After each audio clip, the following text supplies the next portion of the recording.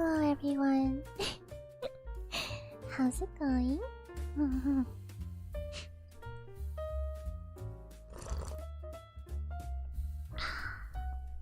Welcome back to the TNCT Club.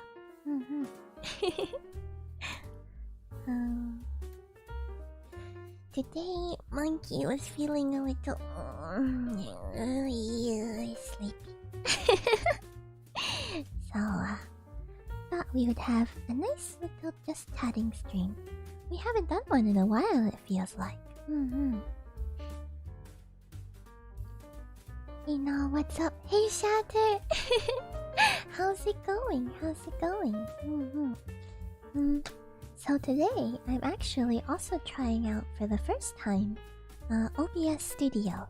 I typically, up till now, have used Streamlabs, but Streamlabs seems to have started using a lot of CPU, so I thought I'd give OBS a try. Fingers crossed it should go well.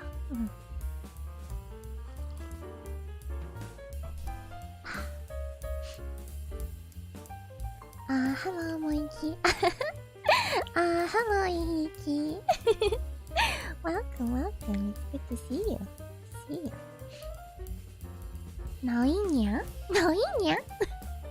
Good to see you. Hello, Ryder. Good to see you. Welcome. Has it been a while since we last did a just chatting? Feels like it for me. I feel like it too, Ryder. I feel like it's been a little while.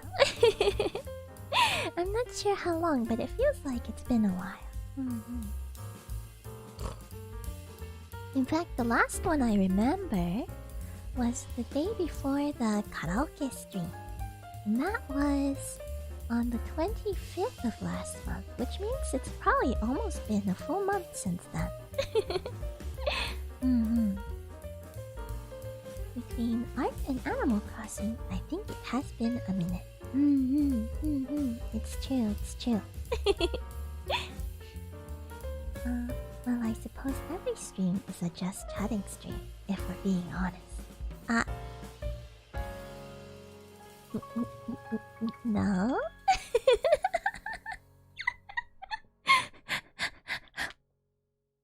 Maybe. Maybe, Ryder. Hi, Monkey. Hello, Isabel Chibi. Welcome back.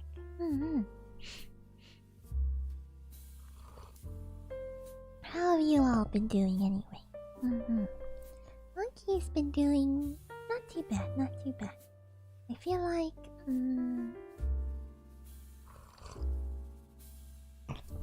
I'm all tired out, but it's not too bad.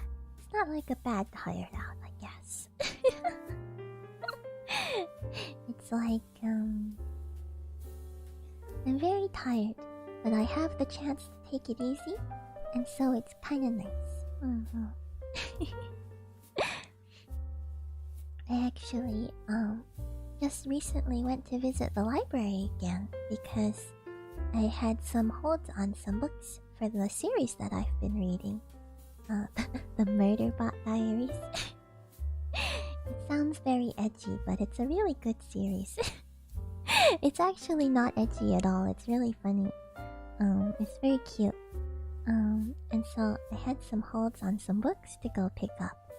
And I just expected, according to the what's it called?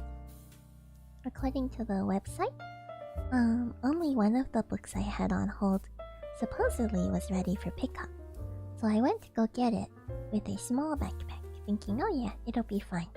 Turns out 4 books had come in for me. That was a lot more books than Monkey was expecting. Luckily, 3 of them fit into my backpack, and then 1 more I was able to just carry by hand. But on the way back from the library, I spotted a little park. That seemed very nice, so I decided I would stop there and read for a little bit, and it was very nice. The weather's pretty good right now, I guess. It's nice to be outside in the greenery and that sort of thing. Lots of doggos too. I'm working on dinner, can't stay much, but I'll be back from time to time. Okay, Hinky, have good dinner. Good dinner. What's for dinner today?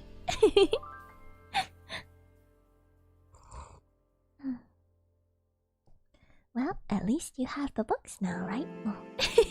yeah, exactly. I didn't.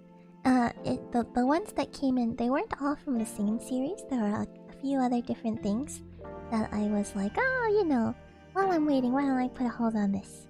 Oh, and I'll put a hold on that. So I have a lot of books that came in that are very interesting. So I got more books from the series I was talking about, the Murderbot Diaries, which is a very cute series.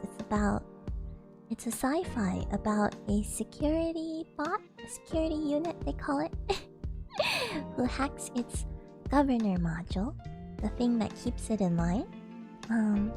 But rather than going on a rampage, it decides it just wants to read books and watch TV and be left alone. And so it's actually very cute. It's very cute. So that's been a fun, surprisingly light read. And then I picked up the first book of a new series called The Neanderthal Parallax.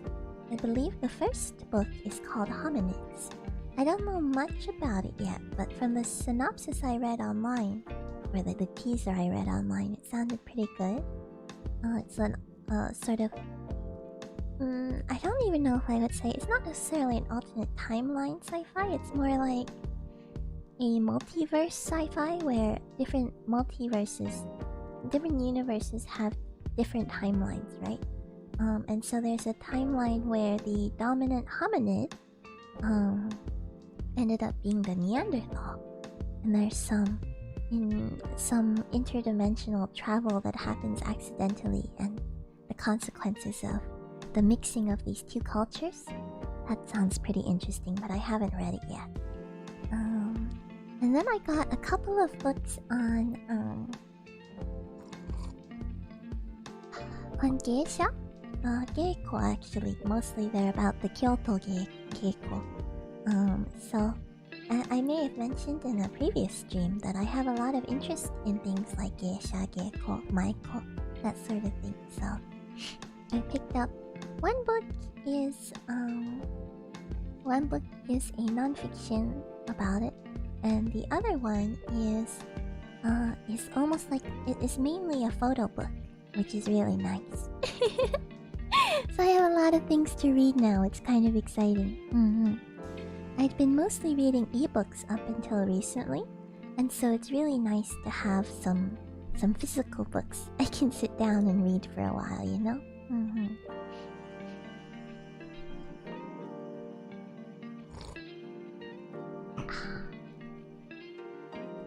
Do you know Ridiculous Cake on YouTube?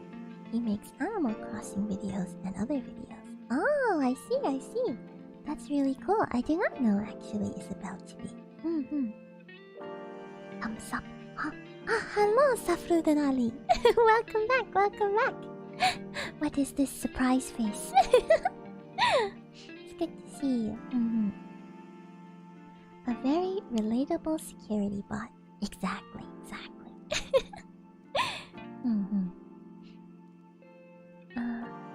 Everyone, set top chat to live chat. Like, subscribe, click the bell. Share with friends. Make posters and set them up. Paint the moon with Tianshi face so she can gaze at us all. Thank you.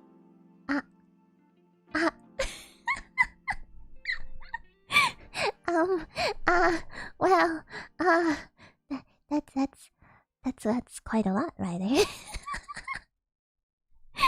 But really though.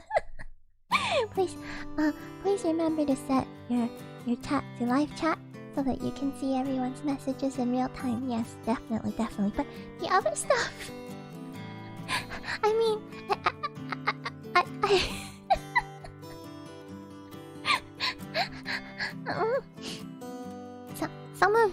some of it seems reasonable if you feel like it, but some of it I'm not so sure about actually.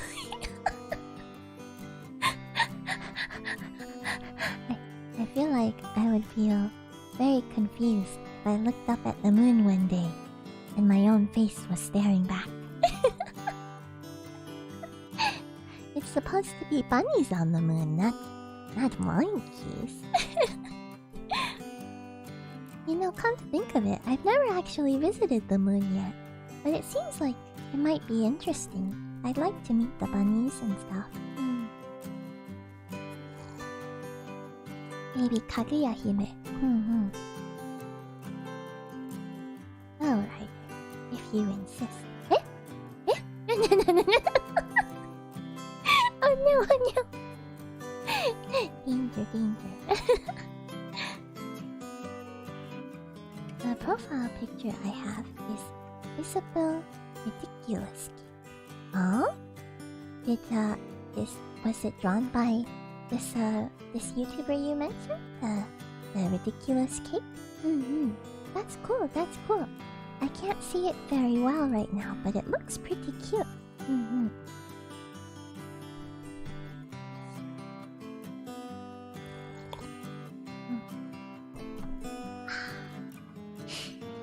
Oh man, it's been getting hot around here, hasn't it? Well, I don't know for you guys, but it's been getting pretty hot.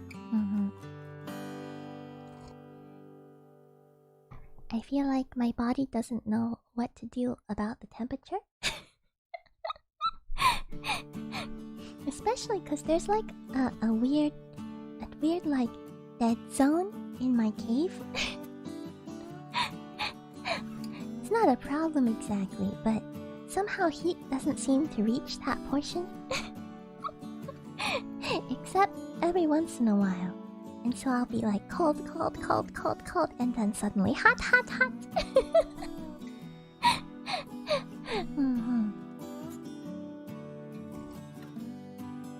Which is why right now I am drinking hot tea, which seems like a strange... may seem like a strange choice to those of you in the Northern Hemisphere. It seems like a strange choice to me right now because the heat's starting to catch up with me. But it was cold earlier, I promise. I promise.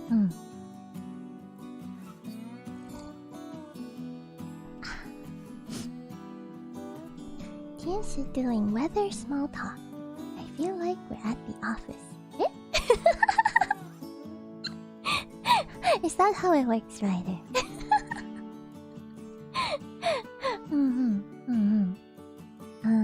What do people say at the office? I don't know. Oh man, have you seen,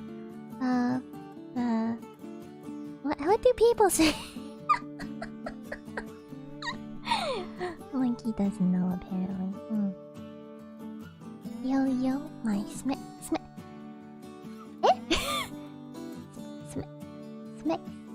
monkey?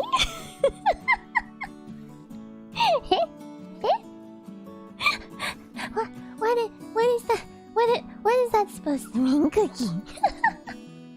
Also, welcome. How are you doing today? It's quite hot here too. I'm practically melting. Oh no! Shatter is melting. We gotta cool the jester back down. Shatter, are you secretly a slime? Is that why you can melt? Can slimes melt? Shatter melts so hard he becomes a slime. I've seen it. Oh, is that how it works?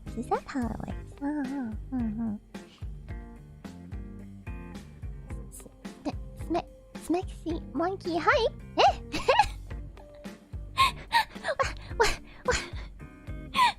What is that supposed to mean?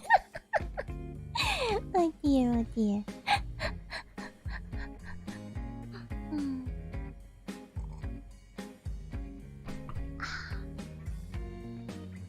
See, I got 2 fans next to my bed. Ah, yeah. I have technically 2 fans in my bedroom, but only one of them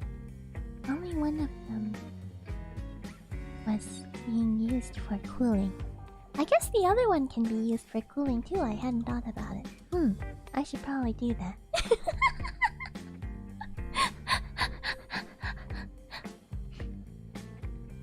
Because if I open my window, my bedroom turns into a gosh darn fly petting zoo. Oh no! Oh no, I'm sorry to hear it, Cookie. Fly petting zoo.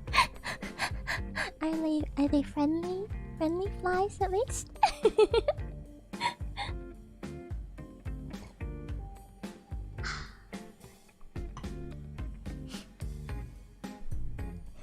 It's fine now. It's going to be less hot now, you know, with all the fans you got here.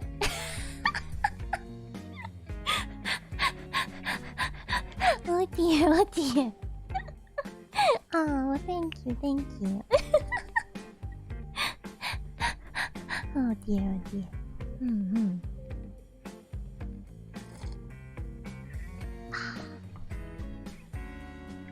I'm thinking, if you equipped all of your fans with fans, and had them fan you, I guess it would be pretty cooling, huh?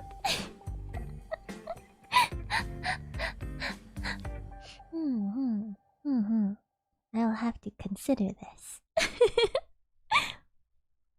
If it's hot in Britain, then you know it means business.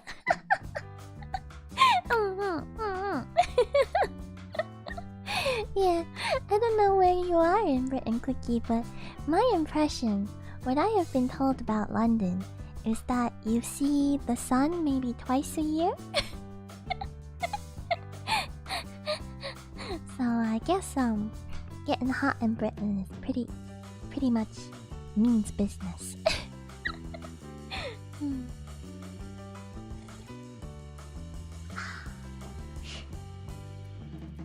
I've only been to Britain. I think I've only been once so far, if I remember correctly. It was very nice though, very pretty. No, I got dinner. I'll stay. Ah, welcome back, Ahiki. How's dinner? 99% of Britain weather is just the clouds peeing on you. Oh no! Oh dear, oh dear. Hopefully clean though.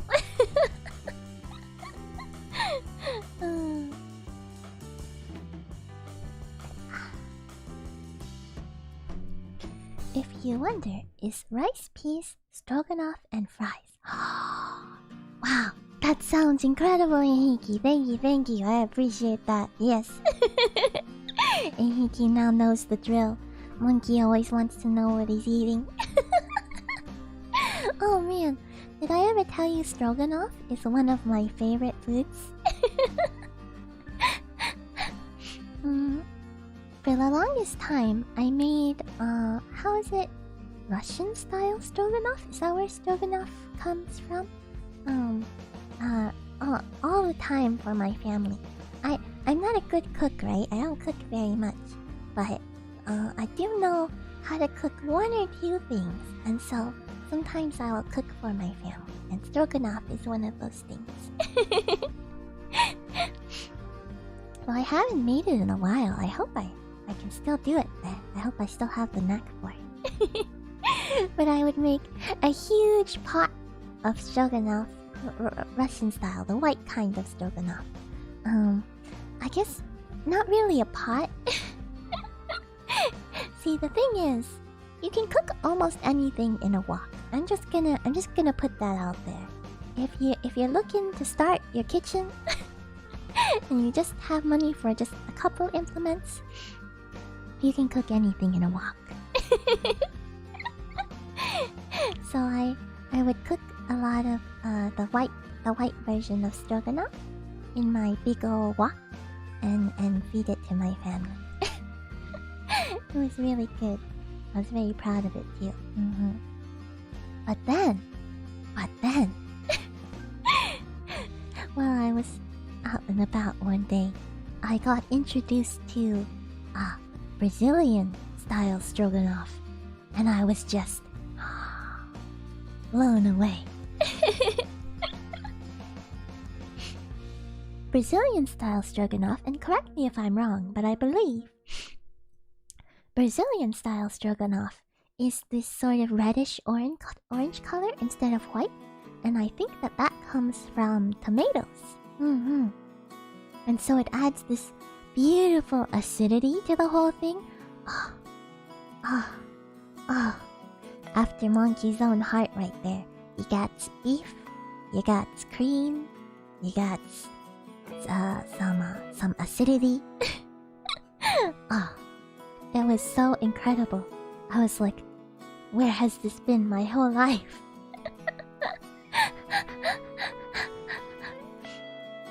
I feel like the white style of stroganoff still appeals to me and is very nostalgic to me, and so I really enjoy it.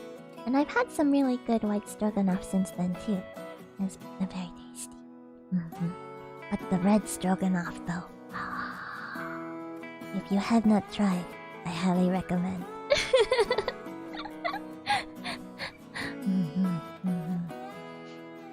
Yeah, Britain is cool. Literally and figuratively.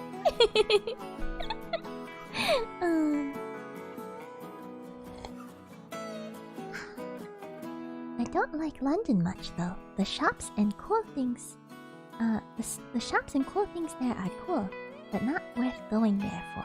Ah, I see. I happened to be in London for a little while because I feel like that's the easiest hub to get to, and so it's very interesting to look around. I did get out of London, just a little bit out of the central London at least, for a little while, but I didn't have much time to explore the rest of Britain. But it seemed very nice. I'd be down to hear if you have any recommendations, Cookie, for the next time I'm there. Anything? Sounds like a walk in the park. Oh.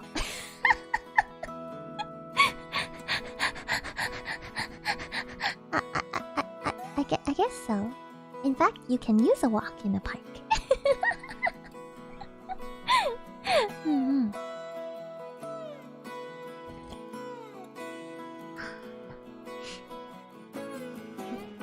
The hardest thing about woks are if you have a Western cooktop, a Western stove. Woks were meant to be used on a not a flat surface, but more like I don't know what it's called in English. It's sort of just held up over a fire, or even put directly into the fire. And so they traditionally have rounded bottoms, which don't work really well on Western flat cooktops.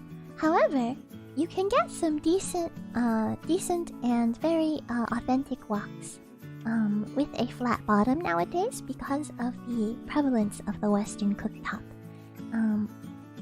It means that you can't take full advantage of all the things a wok was made for, such as the motion you use to stir fry things is a little bit more difficult. But I think it's a good compromise.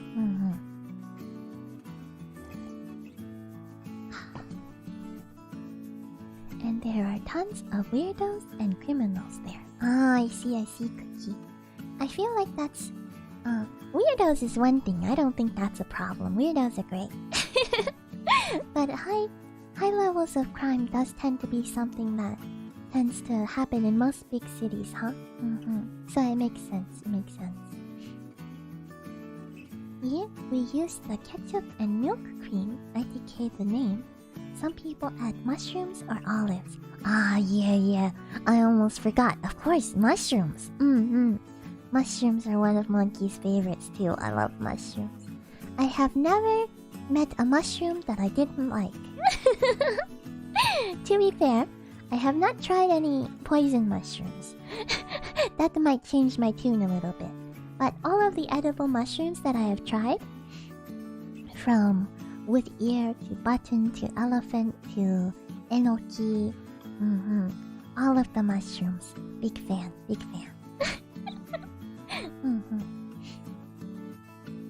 Somehow tonight was the most uneventfully eventful night of my life. Oh, how so, Cookie? Oh. Hello, hi, Russia. Oh, hello, welcome.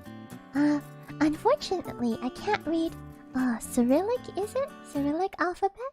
So I can't really know how to pronounce your name. Do you happen to know a Romanized form of it that would help me out? Well, welcome to the City Club. I went to this music club because, I'm so anyways. Sounds like fun, Cookie. Unfortunately, I do not read Russian. Russian. Let me see. Maybe Google-san can help translate.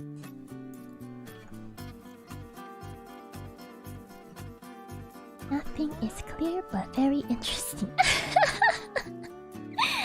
That's what Google says. Okay, well, that's good, I think.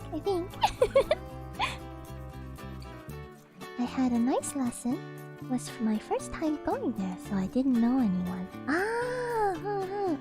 Sounds like fun though. Oh man, I've been meaning to try to take more music lessons recently. I hope to get started again at that soon. That sounds like a lot of fun. Going somewhere for the first time is always the most nerve-wracking, right? But that's awesome. Ryder speaks Russian? You speak Russian, Ryder? So I just started chatting with some people. Then went outside with a couple peeps, chatted for a bit and vibes.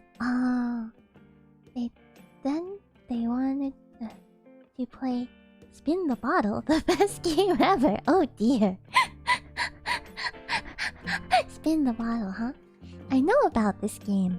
Monkey has never played it. Interesting game.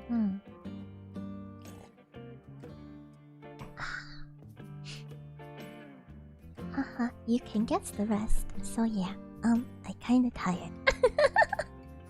I see, Cookie, I see. Sounds like it was quite a night. But it sounds like you had a lot of fun, right? That's really great. I'm glad to hear it.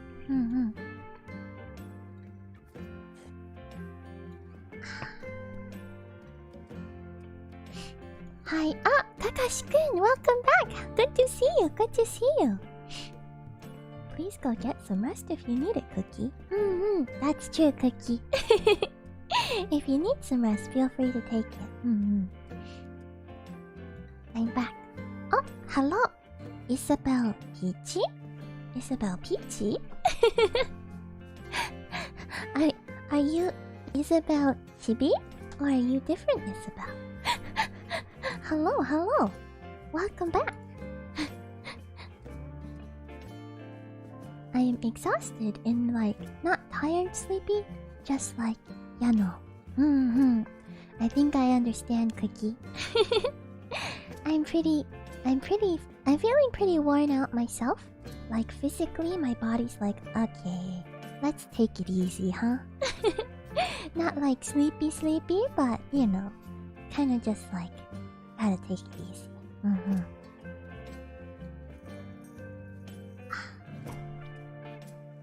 Hi back. Itzy, hello, hello. Welcome back. It's good to see you. Do you know that October 19th is my birthday? Ah, I think you might have mentioned this before, because I remember thinking that we have a lot of October birthdays in the tea club. Tally. Oh dear, oh dear. I indeed, very much so, undoubtedly, don't speak Russian. Yes.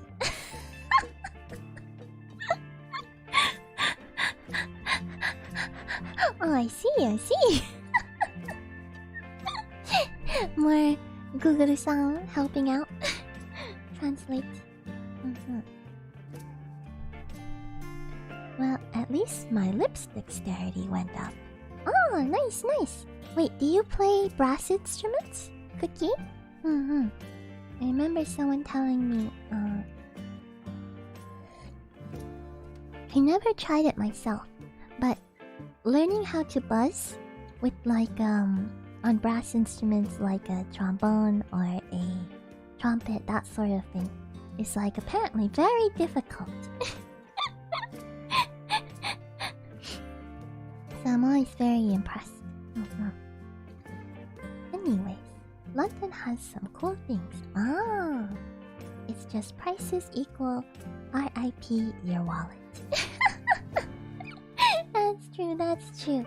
So many big cities are like that. Monkey doesn't quite understand money yet because we don't really have money on Flowerfoot Mountain.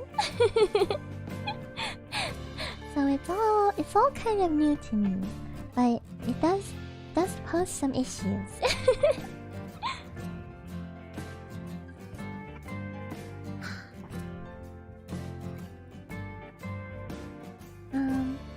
I'm Isabel Peachy, not Isabel Chibi anymore. Ah, okay. Isabel Peachy it is. Indeed, only doing my duty, ma'am. Oh, thank you, Ryder. That's very helpful. Can you turn down the music in the background? Oh, is the music a bit loud today? How's everyone feel? Should I turn down the music a bit? Is it a bit too much? No, I don't play any brass instruments. Oh, The dexterity went up in a different bodily way. Bodily. Bodily. That's a pretty good pun. I didn't understand it until I read it out loud. Bodily.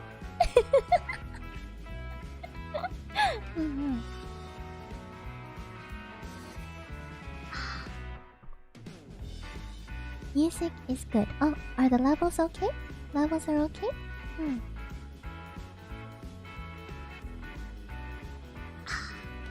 Yes.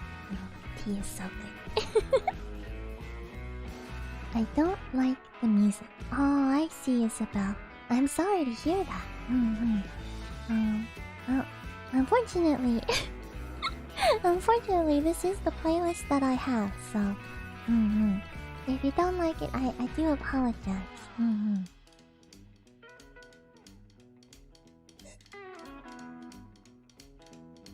Wow. That was good.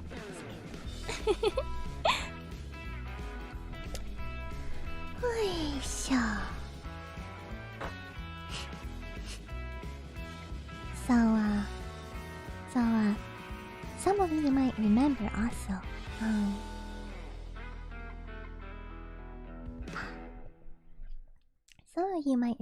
that Monkey can't really drive, right? Monkey can't really drive, but I've been hoping to learn a bit more. Because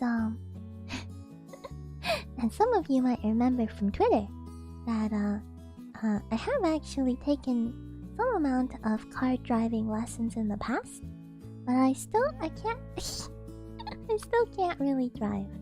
So actually, I'm hoping very soon. I've signed up for a trial driving lesson. It just seemed like something to do. I don't know.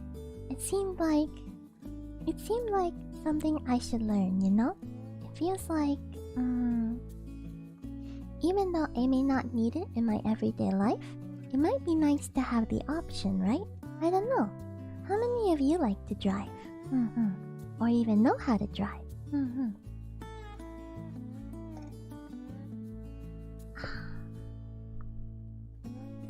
There's plenty of music genres that play. Surely there'll be one you enjoy more later on, PT. I hope so. It's true, I don't know, I threw in a whole bunch of different genres when I made this playlist originally. And it really hasn't changed. Since I first started streaming, it's all been the same songs that I picked out. Picked out randomly out of the YouTube audio library. Just some songs that I thought had a nice vibe. The only change has been the addition of a special song by one of our very own Tea Club members.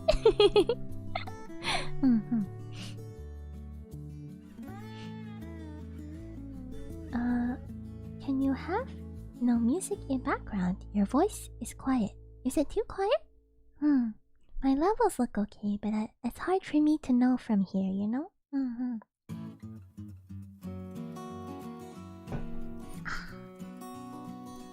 Now's voice is alright to me? The levels are okay for you, Shatter? I like to gather data, so I make sure. Sounds like a couple people have said the level is okay. And I'm not sure.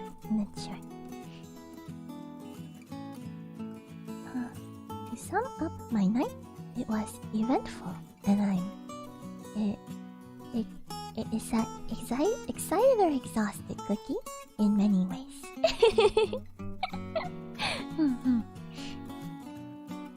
Driving now hype. Driving monkey. I don't know, man. I feel like that would be dangerous. I'm not sure this monkey should be allowed on the streets.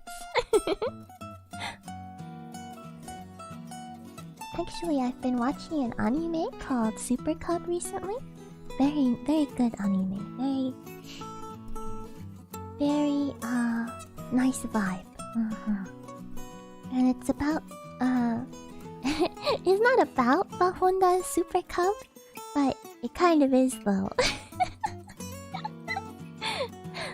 And it's really made me feel like, oh, monkey wants a motorbike. And the cub in particular sounds really nice because it's almost like it's somewhere in between a standard motorbike and a how do you call it? A scooter? Motor scooter? I think they're called. Which seems like it's got a lot of the best of both worlds. And so I've been thinking, oh, I want to do that. But the problem is, motorbiking is even less safe than driving a car, right? Monkey has trouble walking through doorways sometimes. Sometimes I smack into the door frame, or the door hits me on the way out. Monkey's not the most coordinated monkey out there, so I'm not sure I should be trusted on the road. But I would love to. I would love to learn and get a motorbike license. But I figured maybe I should start with a car license because it's a little bit safer, is my understanding. But I'm not sure, honestly.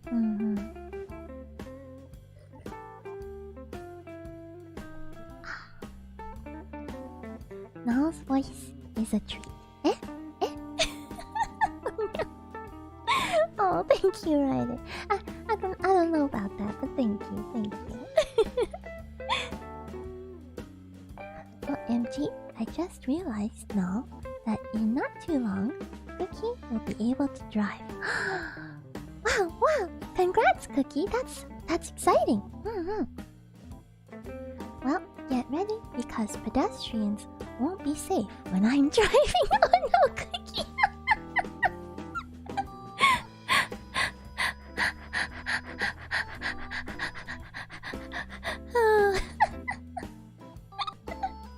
Oh dear. Please be careful of pedestrians, Cookie. Pedestrians are important. Can you turn it down some, the music?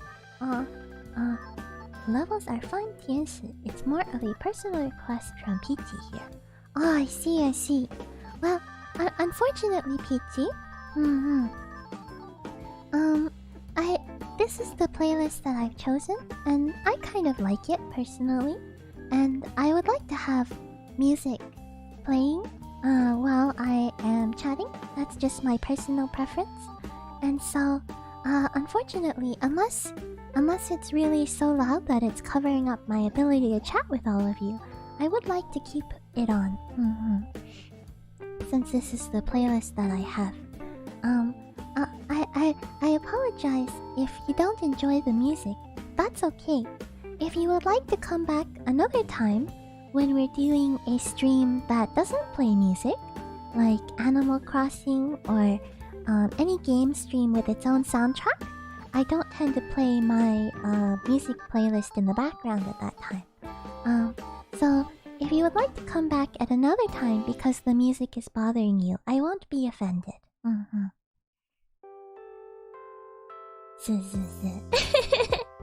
Is it sleepy time, Hinky? Feeling sleepy? I know the feeling, though. I've had a passion for mopeds ever since I saw Fooly Cooly. Oh, I see. Understandable. Now, if only I could get a motorcycle license, Mama. Mopeds are nice. I never actually watch Furikuri. My first encounter with Furikuri was actually the manga adaptation. I think it was anime first, right? I for some reason I picked up the manga, and it's a really interesting style actually.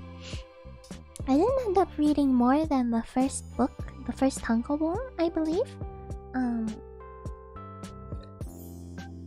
Because it didn't really catch me, but... Or maybe it was I couldn't find the second volume, now I don't remember. But it was quite interesting from an artistic perspective. I think... Well, I guess it depends where you are in the world, actually. I forget. Well, I don't know much about... I don't know much about these things. I heard that it's not too hard to get a moped license in most places in the world, since they tend to be low displacement vehicles. So actually, they fall under sort of a specialized category. I think that's maybe why you see so many of them around the world. I would like a moped. They're so cute too. Oops. Excuse.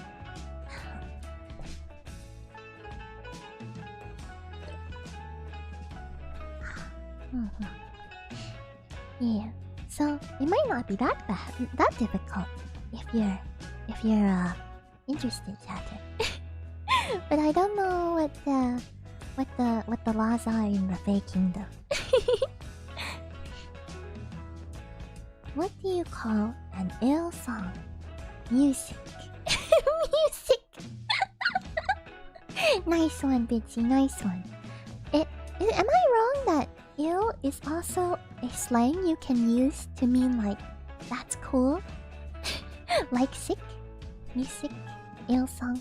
I like it.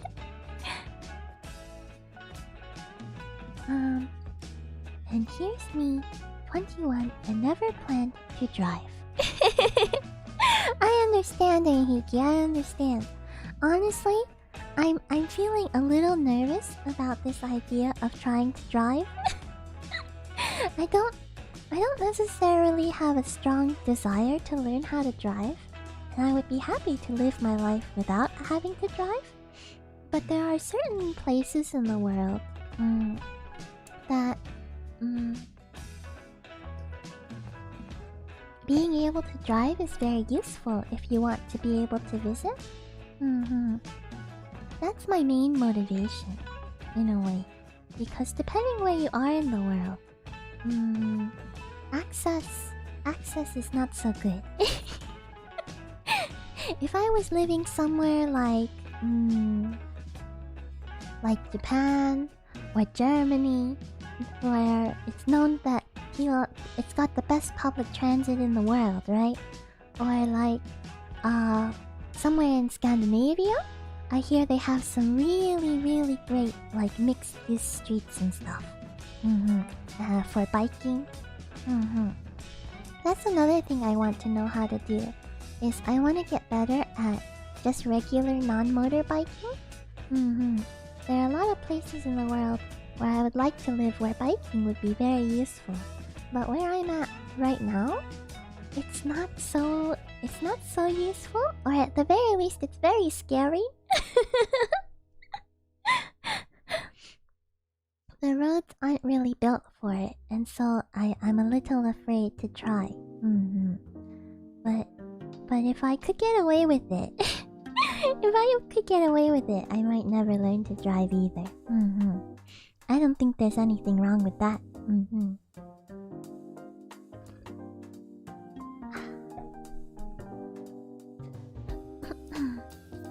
So, with your 1-hour Mario Kart stream under your belt, you are certainly ready to go on the road.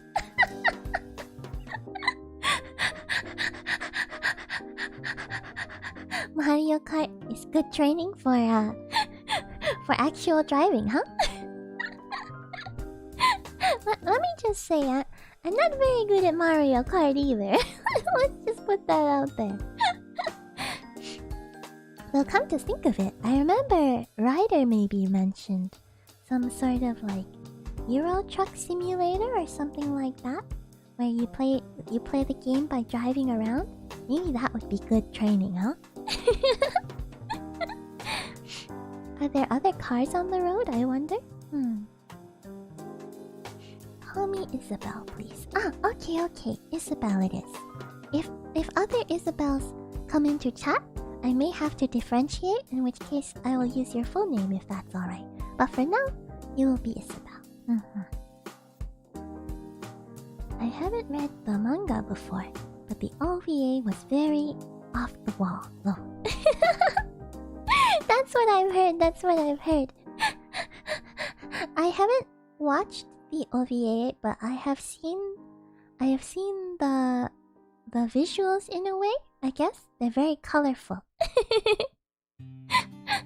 Furikuri is not by Trigger, is it? It's got that colorful look to it. I wasn't expecting it when I first saw the anime version because manga being black and white, you know. I saw it all in black and white, but also the art style was this really interesting, beautiful, sort of rough, sketchy sort of feel. Like even the cells, the manga panels, they had these really rough, thick edges and everything. And so the atmosphere that came across to me from the manga was not colorful at all. It was more like dark and like melancholic almost. I get the feeling that the manga and the anime are pretty different.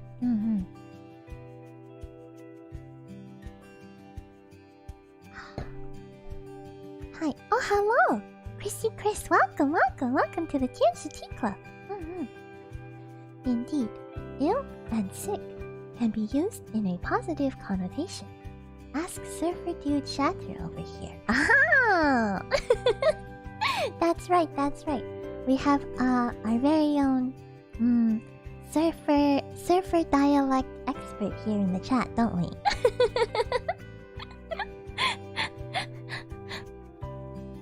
I remember popping into Shatter's stream once and hearing something about a possible surfer dude redeem. That sounded like fun.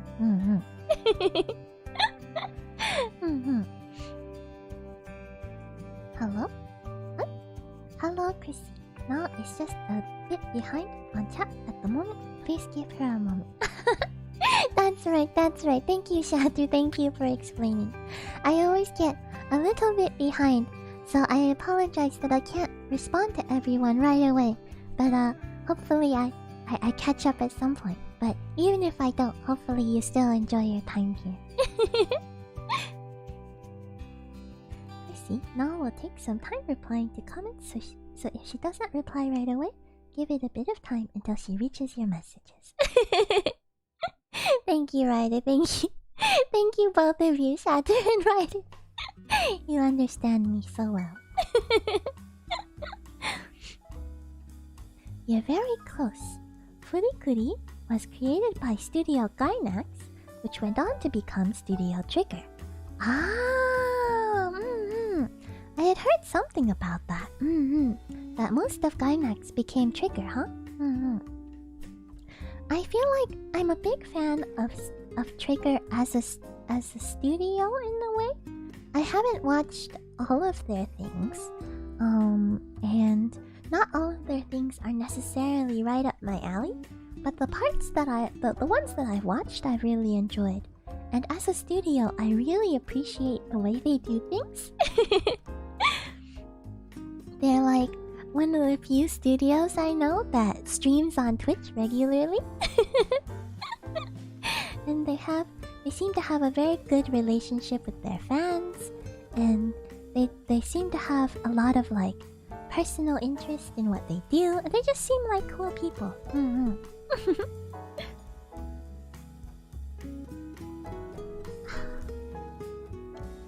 I would say it's interesting because they also seem to have a strong interest in the West. They have a lot of strong Western influence. I remember 2 anime expos ago. Not this last one that just happened, but the year before that, the first virtual anime expo. One of them was asked, what anime are you currently watching? And he was like, well, let me think. I don't have a lot of time to watch anime recently, but I have been watching a lot of South Park. Eh? That was not the answer I was expecting to that question. Turns out he watches a lot of South Park. And when we say anime in English, we often expect someone to respond with a Japanese anime, right? Because in English, anime, we use that word specifically to refer to Japanese animation. But when it gets translated into Japanese, if you just translate anime to anime rather than saying Japanese animation, then it just means anything that's animated, right? That's what anime means. So from his perspective, that's the anime he's been watching recently. I thought it was very interesting.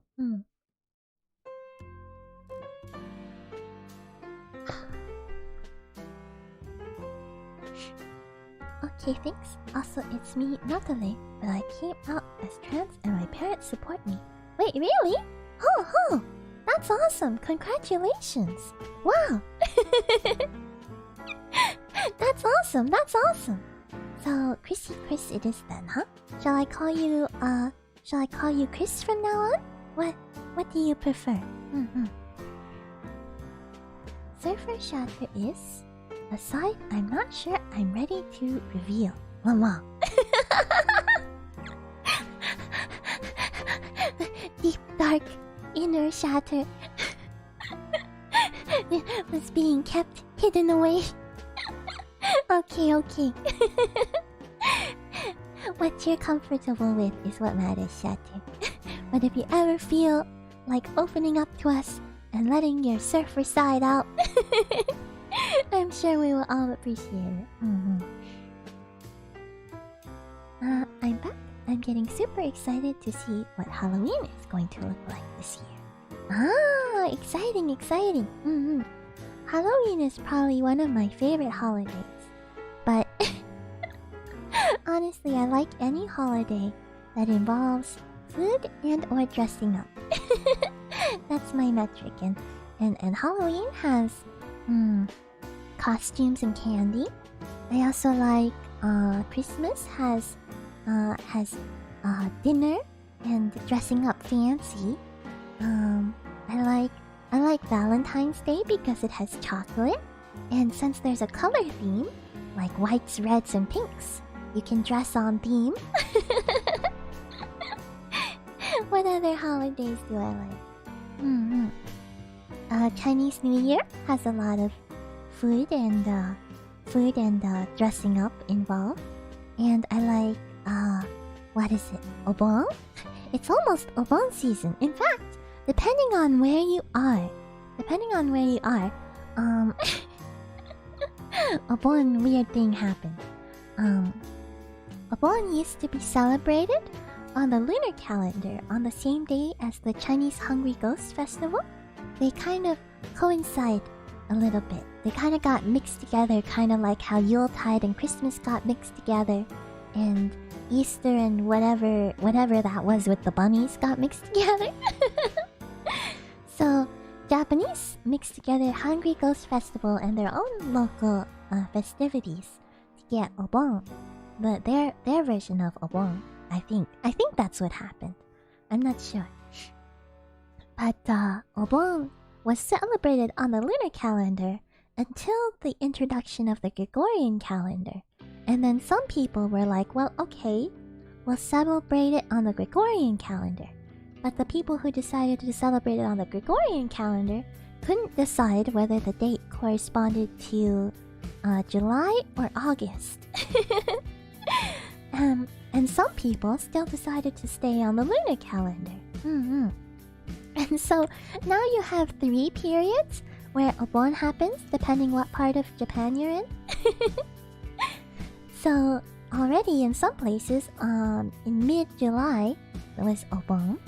And then we're gonna have a mid-August Obon. And then we're gonna have lunar Obon, which this year falls close to early mid-July, early mid-August, if I remember correctly. Obon season is great though. I was thinking, I don't know if I have time to put together anything very polished, but I was thinking, how about we do a cute little scuffed yukata learning basics stream/workshop. Because I highly recommend, for anyone who's interested in kimono, yukata is an incredible starter drug. Fashion.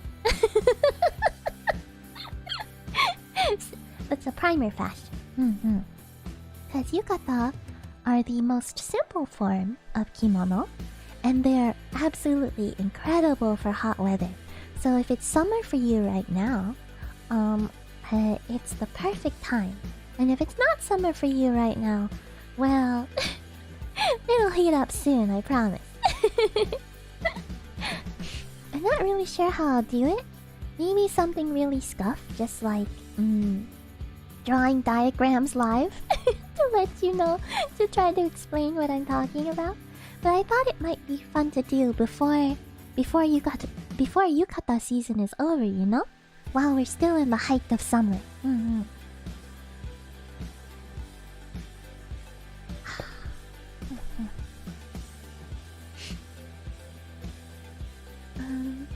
Oh, I'm far behind. Let me catch back up. What was this tangent I went on? Okay, Halloween this year is gonna be so different. Is that so? How come? Is Halloween different this year? What? Is something going on that I don't know about? Oh. If in 1 year we still didn't understand you, it would be a bit worrying. I still vote for a Tianshi quiz. That's fair. This is fair.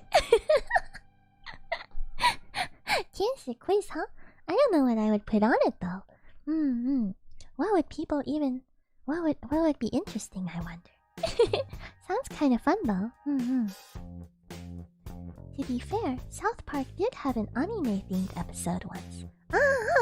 I think I heard that the creators of South Park are fans of anime.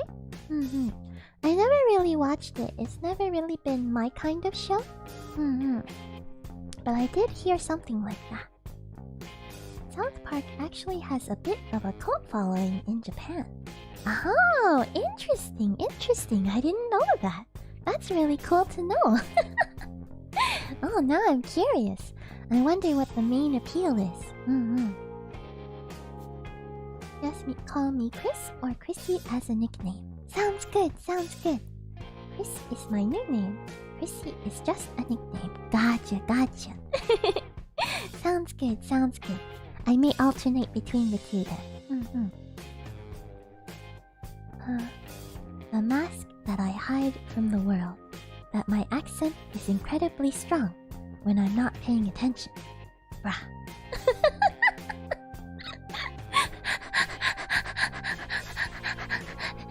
So you're telling me we need to distract the jester.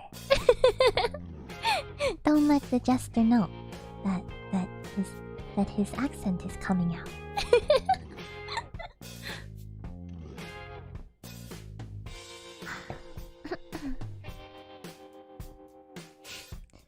Dude, that's like so gnarly. Right on, bruh. Oh, can I do a surfer accent? Dude, that's like so gnarly. Right on, bruh. I don't know. Monkey's not very good at accents. How was that? I tried my best. I'm sorry. Christmas is so close to my birthday. My birthday is on the 19th, and Christmas is on the 25th. My cousin's birthday is on the 26th. Wow! All around the same time, huh? That's nice. Extra presents, right? Nice. You cut that stream hype. That's the hope. I don't know. It will be scuffed, but hopefully people will be interested, and I can kind of explain and get people hype. Tis the season for yukata.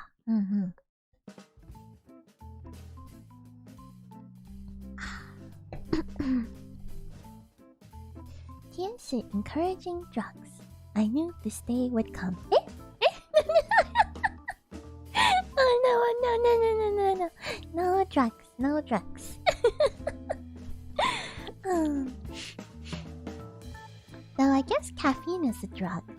I may or may not.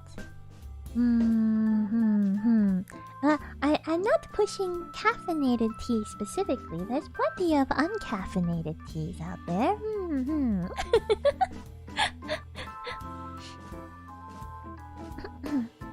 South Park is a style of comedy. It's very divisive, I feel like. Either you like it or you hate it. It's potty humor and social commentary the most. I feel like certain American comedy, animated comedy, it's not quite my style, and I would say maybe it's because it makes me a little uncomfortable. Like, I'm not sure if they're making fun of people and they're just kind of being crude for the sake of it, I guess? I don't know. I don't necessarily have a problem with crude humor in general, but I don't know. There's something about it that just doesn't quite jive with me. I feel like I'm a big fan of social commentary, but I don't like when that social commentary seems to take a point of view where it's like looking down on other people. And I won't say for sure that that's what South Park does because I haven't watched a lot of it. I haven't really watched much at all, so I can't say for sure, but sometimes that's the feeling I get from it. And so I kind of steer clear.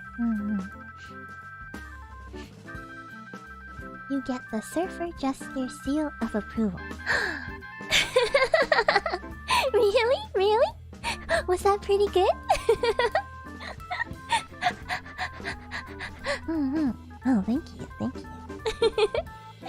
I feel like you get a lot of sort of surfer accent on television and stuff because of Hollywood being right next to or a part of LA, right? So a lot of the actors have more of a surfer accent. I'm not sure, but I feel like maybe that's where I've heard it the most.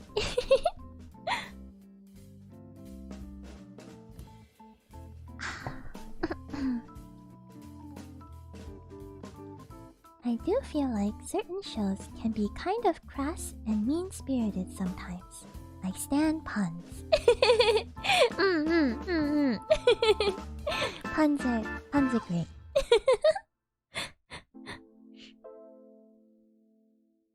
Comedy is, as you may have guessed, something I'm pretty passionate about. I wanted to be a stand-up comedian for a while, in fact.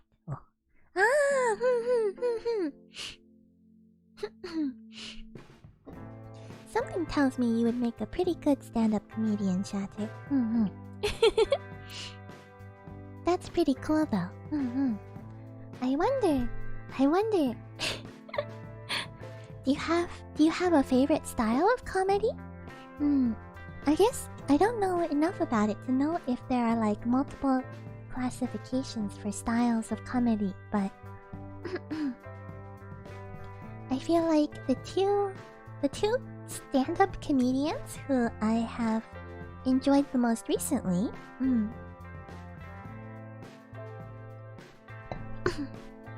Excuse me. I guess I found them because they were on they both have specials on Netflix.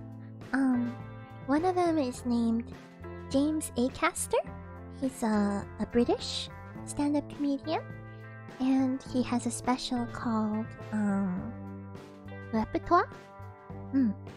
And it's it's really good. I think it's 4 separate shows, but the way he links them all together in this really interesting and humorous narrative of sort of kind of laughing at the world, but also laughing at himself, I guess. The character he plays is very much maybe British humor, I don't know, because he's very he plays a character that's kind of like silly and not very smart, but like, and has like some issues, but like you're laughing at him, but you're laughing kind of at him by laughing at yourself in a way. Like he's a caricature that brings out certain things certain things you wouldn't say, but you're like, ah, yeah, exactly. And so it doesn't feel mean-spirited because it's sort of like laughing at ourselves sort of feeling.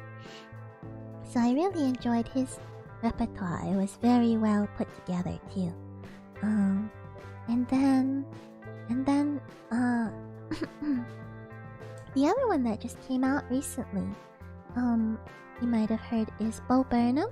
He has a special on Netflix now called Inside that he recorded during the pandemic. I think I might have brought it up before. It's very dark though. It's very dark, so I definitely don't recommend it for everyone. But in a way, it's got that same sense of laughing at ourselves for our own like problems in a way. And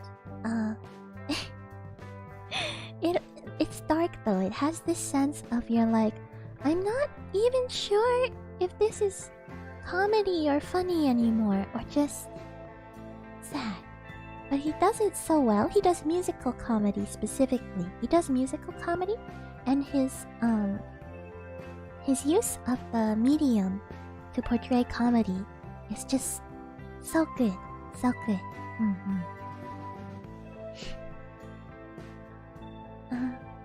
Instead, you became a sit-down comedian, you know, because you stream sitting. That's true, that's true. Maybe, Shatter, all you have to do is stand up for your streams, and there we go. Stand-up comedian. Hiya, Monkey. It's been a while since I joined. Yeah!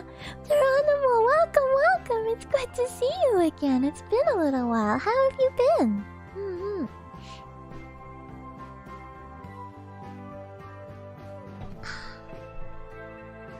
Bo Burnham is quite interesting. I'd been following him for a bit before the special. Ah, yeah. After the special, I went back to look up sort of some of his old performances and other things that are online. He seems like a very interesting guy, I must say. He's always been very critical, both of the world and of himself in his own music. So it's a very interesting. I can see him also being incredibly divisive. But I thought it was pretty good. Yeah. I guess I'll start looking for a stand-up desk. Lol. Yeah. Standing desk, standing comedian. Done. Saturn may not be a stand-up comedian, but he's a stand-up guy. Yeah, stand-up guy. Stand-up jester. I agree with this. I've been quite fine. I got a cassette recorder, and I can't stop recording random stuff onto cassettes. Wow, that's really cool, Geronimo. Sounds like fun.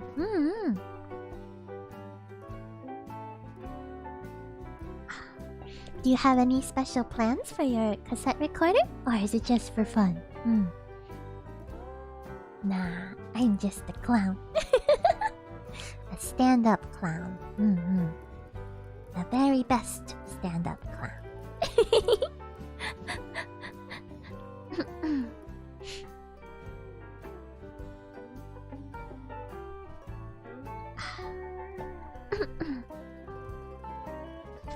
I did have access to a standing desk for a while. It's actually kinda nice. It's actually very nice. Except that Monkey is lazy Monkey, so... Mostly when I was at my desk, even if it was a stand-up desk, I would be sitting in my stand-up chair. They make these high chairs like for babies, but for stand-up desks. So I'd mostly be sitting down when I used it, but the thing I liked the most about it was that if I needed to use my computer really quickly, and I didn't really want to sit down, I just needed to get in, get out, then I could just do that without having to lean over. It was very convenient. So I will say I did somewhat enjoy that. And I feel like nowadays, if I want to do more singing stuff, which I really do, I'd love to do another karaoke stream. I'd love to make that almost a regular thing. I just am not sure if I can yet, but as soon as possible, I would like to make that a regular thing, doing karaoke and other singing stuff. And the best posture for singing tends to be standing up. There are crazy, incredible people who typically are in musical theater and opera, who can sing incredibly well in all sorts of strange positions. Strange positions, even worse than sitting down. I once saw someone, I don't know, I can't remember if she was like dying or injured or something in the story, but she was singing opera and she was laying down, like languishing against a piece of prop. was like, how? How? Incredible. But Monkey is not at that level yet. And so I feel like, learning proper posture while standing would be good for Monkey. So it might be nice to have a standing desk for those reasons too. But they can be kind of difficult to find, I feel. I don't know.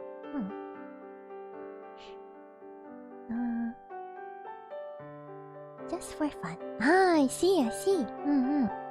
I like recording random stuff like internet videos just because I find it interesting to see this old technology play such recent things. That's a really cool idea, Geronimo. That's pretty awesome. Wow, that's gotta have an interesting feeling to it. Now I wanna try. Where did you even find a cassette recorder? In some sort of secondhand shop? I do like secondhand shops. They tend to be pretty fun. You can often find some interesting things. I'm not the best at secondhand shopping, but I had a friend a while back where it was basically her hobby. Like, her hobby was to go into secondhand shops and find little gems and pull them out and give them new life. Very nice, very nice. I feel like... I'm trying to remember the last time I saw a cassette tape. Not counting in the movies like Star-Lord. It was a gift from an uncle. Ah! He's got this really amazing rock/vintage knickknacks collection. Wow! That's awesome! That's awesome! He gave me the recorder and a CRT TV. Wow! Wow! Oh, that's awesome! That's awesome! Man, CRTs are huge. I hear they're very good for, what is it called? Speed running, though? For certain games? Or was it for fighting games? I don't remember. But I remember, Geronimo, you mentioned, do you do speed runs? Or, I remember you're very good at Mario Kart. It might be pretty fun to try and play a game like that on a CRT. Secondhand and thrift stores can be a ton of fun. You never quite know what you'll get. I picked up a DVD of the original Speed Racer show when I was a baby clown. Wait, Speed Racer. Sounds familiar. Is that another tokusatsu? Is that like Kamen Rider? My family once started a secondhand shop business, actually. Wow, really? So you were in the business, Ryder. Wow, that sounds really cool.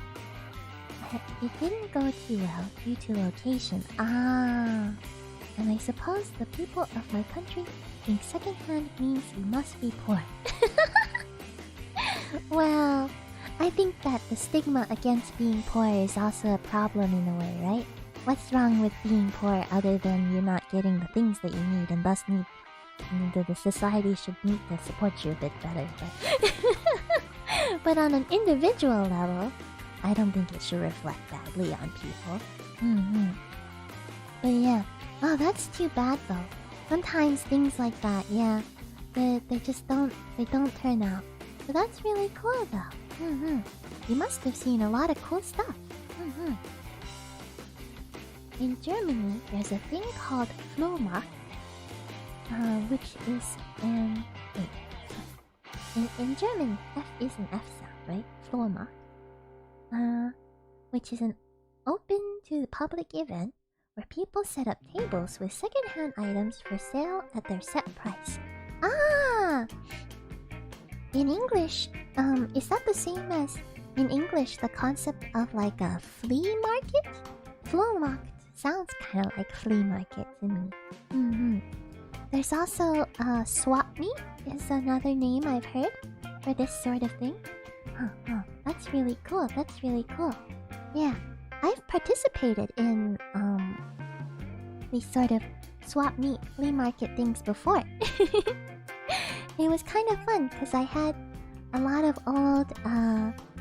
old-fashioned items that I wasn't using anymore that I thought someone else would really enjoy and could help spice up their own fashion and promote fashion. So I sold a few of my own items. I shared a spot with a friend of mine, and it was a really nice experience.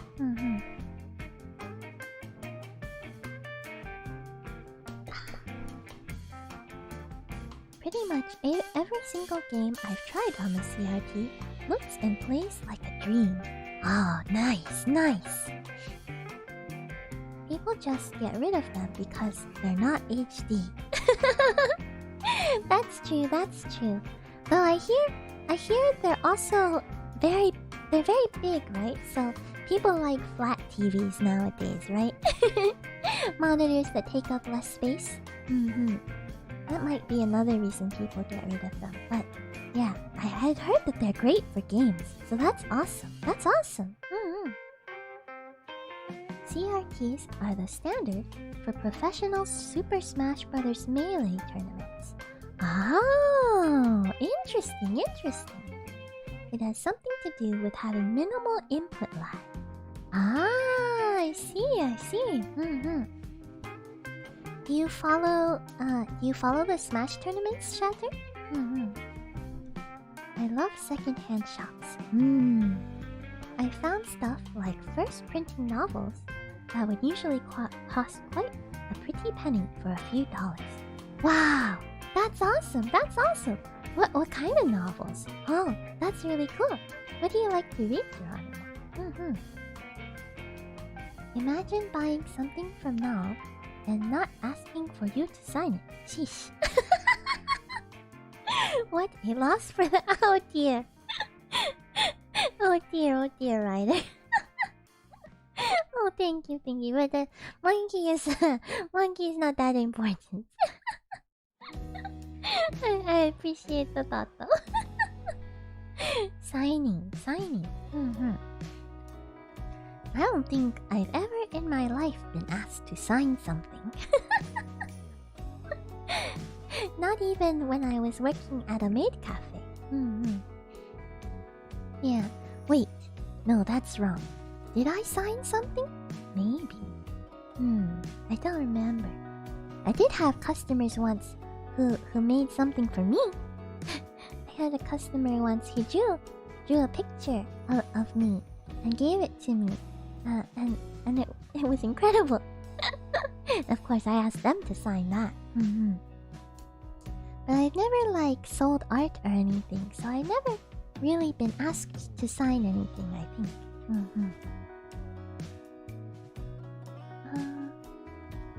Not Smash necessarily, but I've been playing fighting games since I was very small. Ah! I was local tournament level when I was full swing into them. Wow! That's awesome, Shadow! Wow! Real life fighting and fighting game expert, I see. That's pretty cool, So you must have been somewhat hyped for this new fighting game that came out, right? What is it called? The what's that one called again? You know what I'm talking about.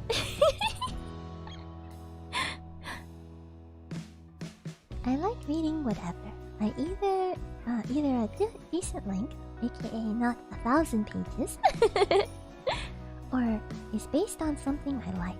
Oh, interesting. Ryder mass-produced monkey merch when? I'm sure you two will get millionaire with that deal, okay? Oh dear. No. Oh dear.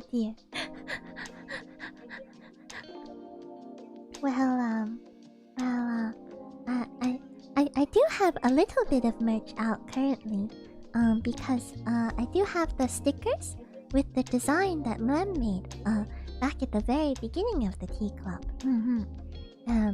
And the merch shop is linked in the description below. But that's all we have right now. Though someone mentioned that getting the new logo, that one up there, as a sticker might be something they're interested in, so I might take a look into that. If people are interested in merch, I'd love to make some, but I I don't have much experience with it, and I'm not sure there's much demand.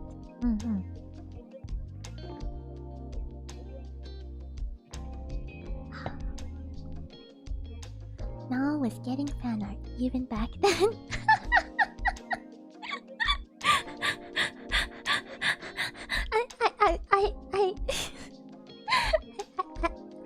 I suppose so.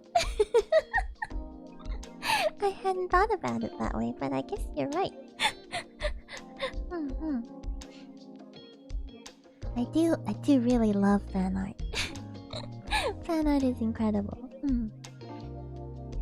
I found a first printing of the Spanish version of the first Harry Potter book. Oh! I have a friend who said he'd pay me a bunch for it. Oh! I didn't accept the offer, but still. I see. Kept it for yourself then. That's awesome. Harry Potter, I feel like is interesting. One thing that's interesting to me that I never understood is that why is it that books that are already in English, when they get published in the North American market, why do they get translated to English? Harry Potter was my first encounter with this strange idea when I first heard that the North American printing of Harry Potter was different than the English version of Harry Potter everywhere else in the world. I was like, what?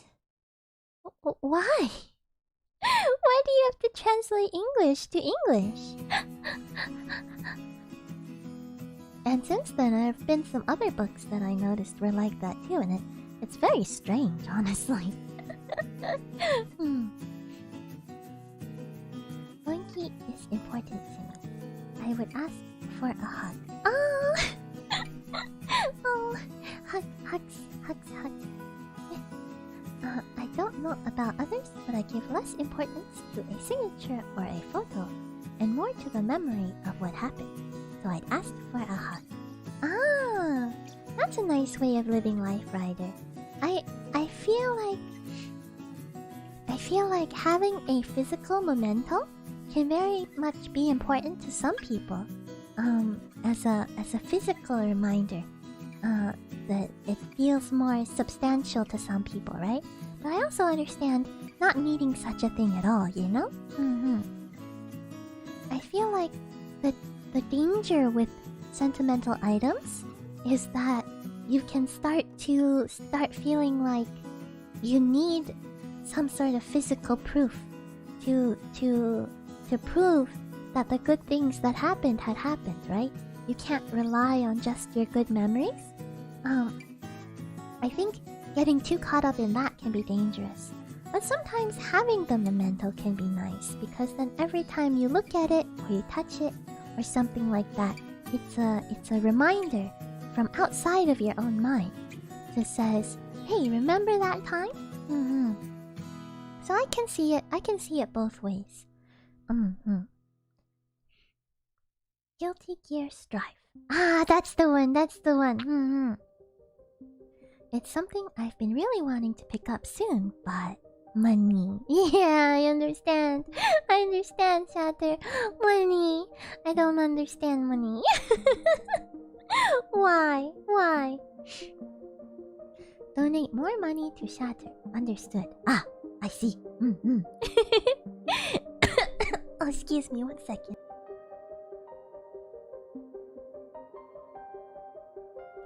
Oh, excuse me. Yes, but donate money to Shatter. If you have the means,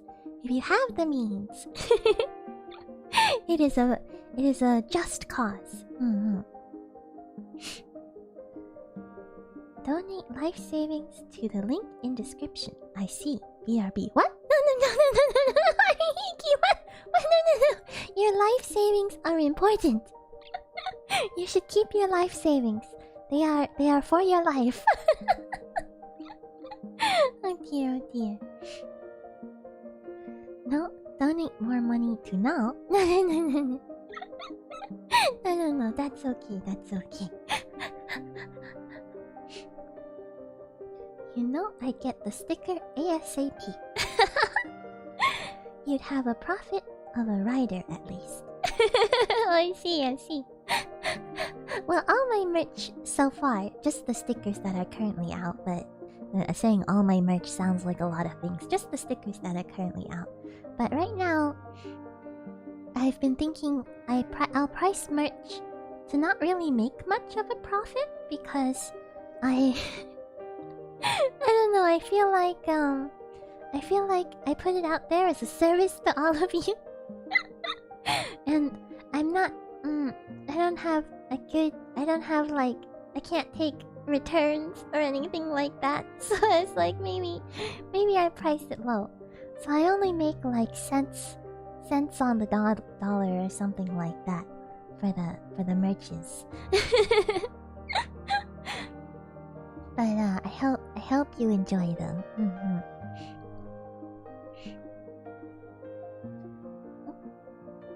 Okay, Tiansi, I'm gonna send you money. Ship it to Shatter. I'll pay for your service, of course. Eh?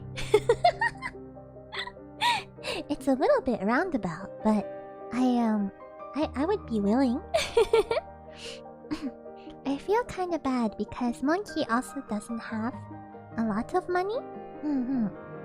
So I don't have a lot of means to support other VTubers out there like some people do. And I always feel like, oh, I wish I could. So if you want to give me money to specifically give to Shatter, it's a little bit roundabout, but I'm happy to throw it at Shatter. Localizing the words, I guess. You know, Hiki, that would make sense, except that from my understanding, books that were originally published in North America, when they go to the global market, they don't get translated. So why the localization? I mean, it's not like people who don't speak British English will like take a look at the word jumper and be like, "What? I don't understand. My world is falling apart." It's just a jumper, you know? I mean, I understand localization a little bit, but isn't that going a bit far? Save the tuna. Oh, that's an honorable cause. Hello, welcome. Is it me? But I prefer day and night. It's a bit creepy here. Unfortunately, I'm not quite sure what you mean there, Tuna. But welcome to the Kansas Tea Club. Maybe you could say it another way?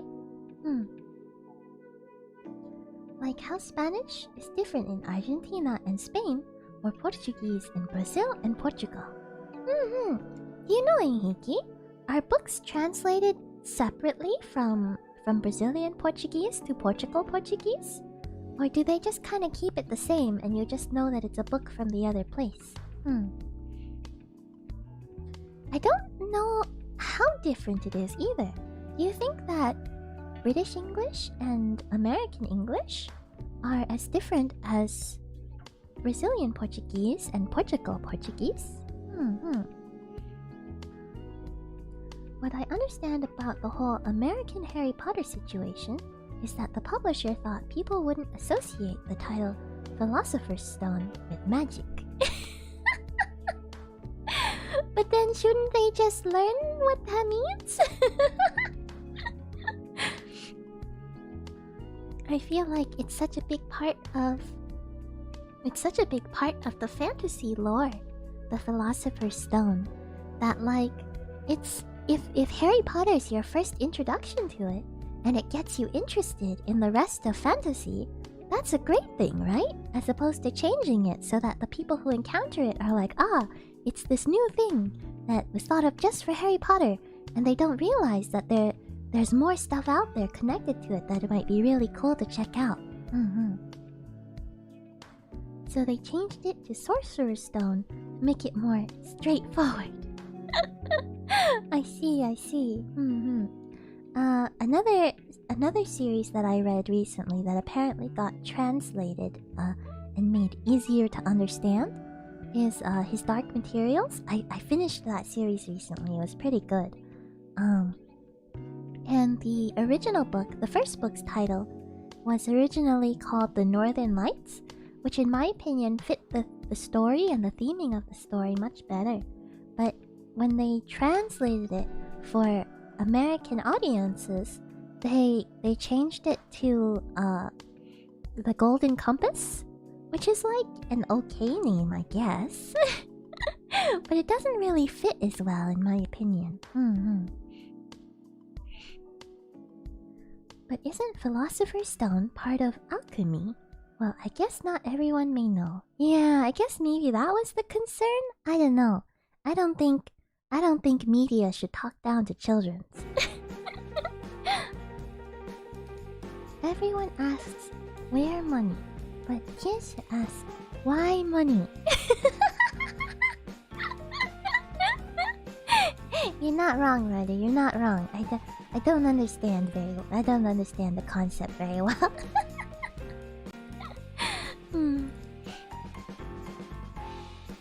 The myth of the Philosopher's Stone is an actual thing, but I guess they didn't care.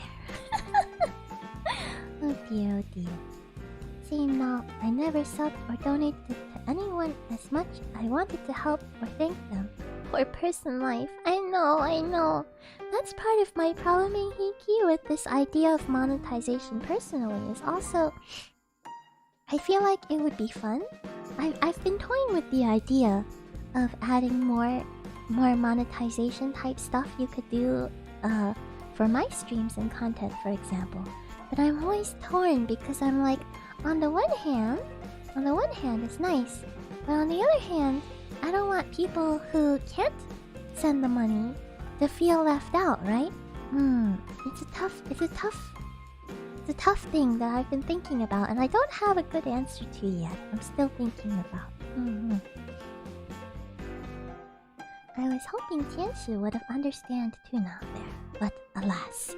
Unfortunately, I didn't understand either, either. Depends. Some games have both Portugueses, others pick only one. Oh, interesting. Actually, they were gonna name the American version Harry Potter and the Magic School. The Magic School Bus? But I guess they weren't allowed to go that far. Makes sense. Wow, fascinating. Thanks for the trivia, Geronimo. I like learning little things like that. Okay, now you're going to have to excuse Monkey for a little moment. I gotta run to the little monkey's room, but I'll be right back in a couple minutes. I'll be right back. I mean, it is a magic school, I guess. Yeah, I guess so. Okay, I'll be right back.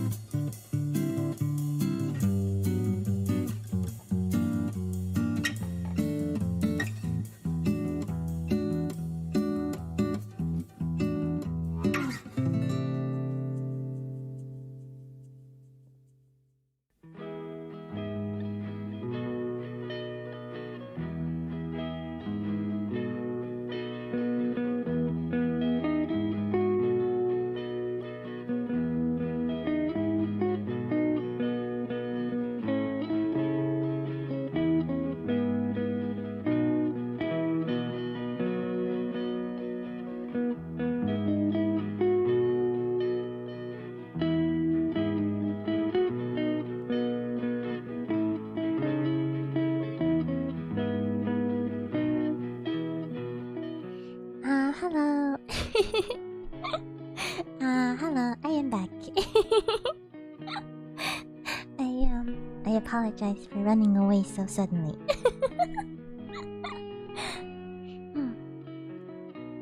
We do be holding the monkey. Eh? Eh? Oh, hold the monkey? Gently hold. Eh? Oh? Hello, Barry. Welcome. Good to see you. Gently hold the monkey? That's okay, I guess. That's okay. Hello back. Taking Bitsy's role, I see, right? Hello. Hi, monkey, welcome back. Hello, Hiki. Hello. Barry.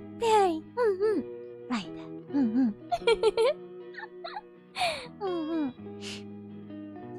Alright. What were we talking about before Monkey ran off? And how are you doing, Barry? Hi. Hello, Chris. Welcome back. Thank you.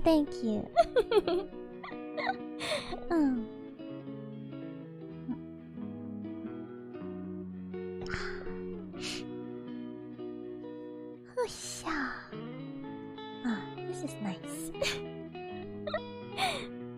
I was having a low energy day, as I had mentioned, but this is quite nice.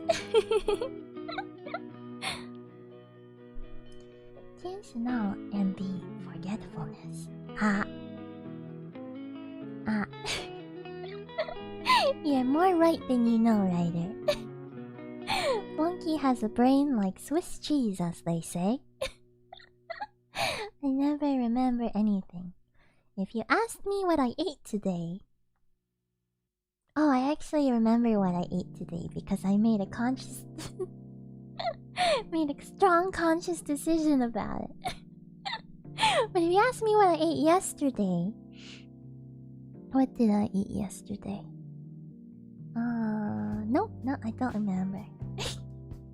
I remember dinner, I don't remember lunch.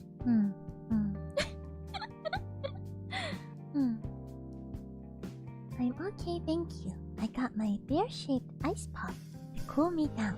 How are you? That sounds great! Barry! I love that.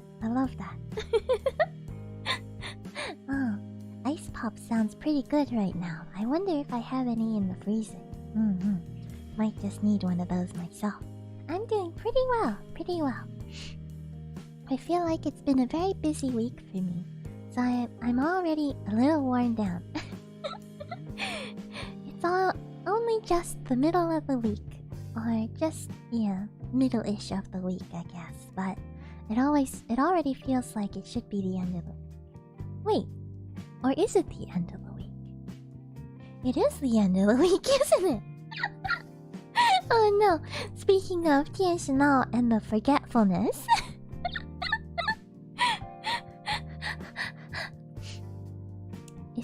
Is it already... Is today Thursday? Today is Thursday on some accounts, and Friday by other accounts. So yes, I suppose it is the end of the week. No wonder it feels like the end of the week. Monkey needs to learn to trust my feelings more than my thoughts. Oh dear. Okay, I swear I wasn't intending to talk this much about Harry Potter, but I need to mention this. Oh yes, please, go ahead. There's a Scottish version of the first book. And you bet I ordered it. Wow! That's awesome. Do you happen to collect Harry Potter books in general, Geronimo? Yes, Barry is an upcoming VTuber. I went to a test stream recently, and it was wonderful. I recommend Barry. Oh! Thank you, Ryder. Thank you for the tip. Good to know. Since it's by your recommendation, Ryder. Would you mind posting posting if YouTube couldn't let you, posting a link to Barry's channel in the chat for myself and anyone else who might be interested. The second I saw it, I knew I had to get it. Understandable, understandable. Oh. Have you been enjoying your stay at the Cult Newcomers? No, not the cult. We are a club. We are a club. The TST club, not the cult. But yes, welcome. I hope you've been enjoying yourself. Come to think of it, Scottish version. Are the Scottish the ones who speak Gaelic, or is that the Irish? Yes. Today is Thursday. By some accounts, yes. Apparently, I had to check my calendar because, of course, I had to check. I don't know, Monkey doesn't understand time very well either. I think that's understandable, though, right? I think it's acceptable for a immortal monkey who grew up on a lunar calendar to not understand your concept of weeks, right? Yeah. I think that's fine. It's not like every other immortal monkey from the mountain has learned how to deal with that and doesn't have any trouble with it. Okay, maybe monkey is not the majority here, but but still, I think.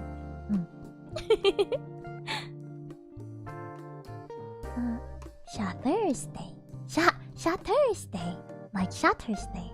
Ah. I like it.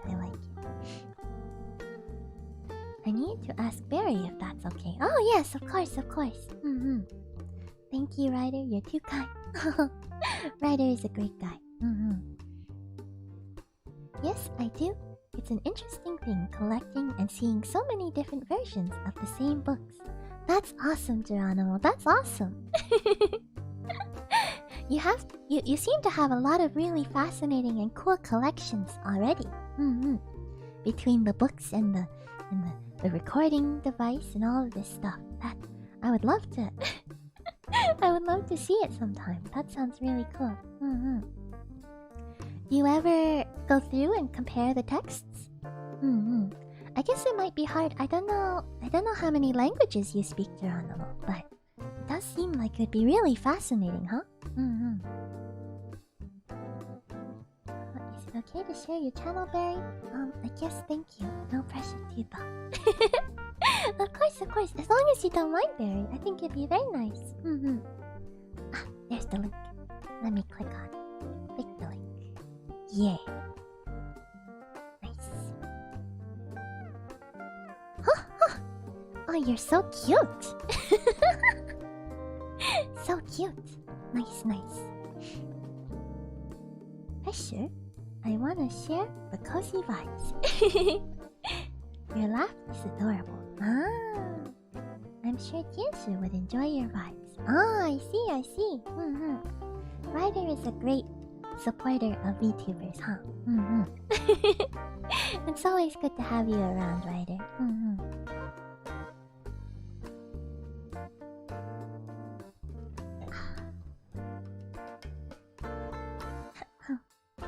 You guys are too nice to me. I'm sure you deserve it, Barry. Yes. We stand Barry. Ah, yes. Stand Barry. Yes, he is very cute. Very cute. A very cute Barry. Dog, cat, monkey. Ah! Foxy Blue, hello.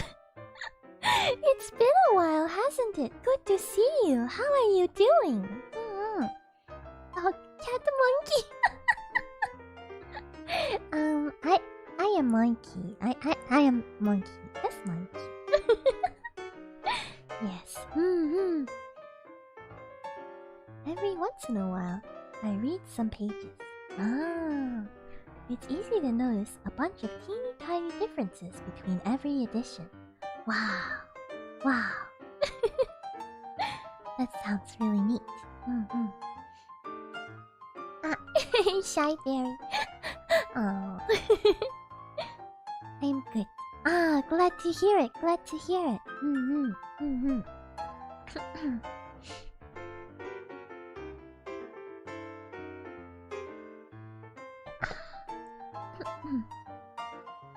Ah, peace. Nice, nice.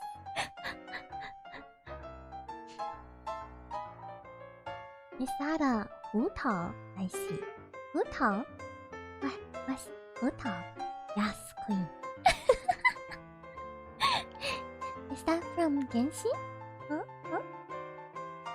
I haven't checked it out yet, but I've started really trying to sort through my backlog of all the games y'all have recommended me so far. It's gonna take a while, but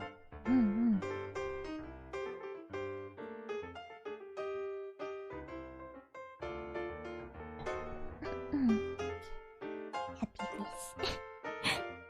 Indeed it is, yes. Ah, I see. Genshin best. Nice. How has it been? You mentioned there was a recent release of Inazuma, right? The Japanese themed world, island, country in Genshin? How's that been? I remember you were very hyped for it, right? Of course, Ryder sees you have a keen eye. Keen eye. Oh, what is that emoji? It's kinda cute. It's peeking. Hello.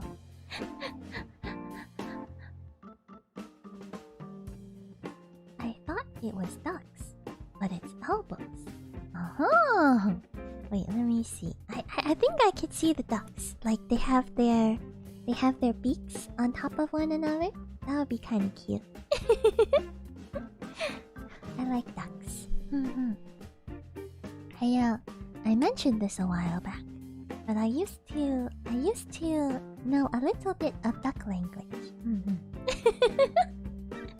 But we will not demonstrate again. That was embarrassing.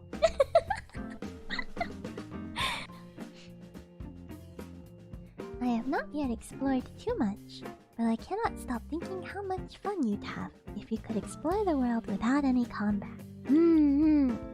Yeah, that's the thing, huh? I keep forgetting. Genshin, how is the combat? Is it like required? Can you avoid most of it? Come to think of it, a lot of people have been recommending Final Fantasy to me as well. I'm told that the story tends to be pretty good, but there's so much combat involved. I'm not sure if I can play it. I guess I could play it, but I'm not sure if I would enjoy playing it. Cats, dogs.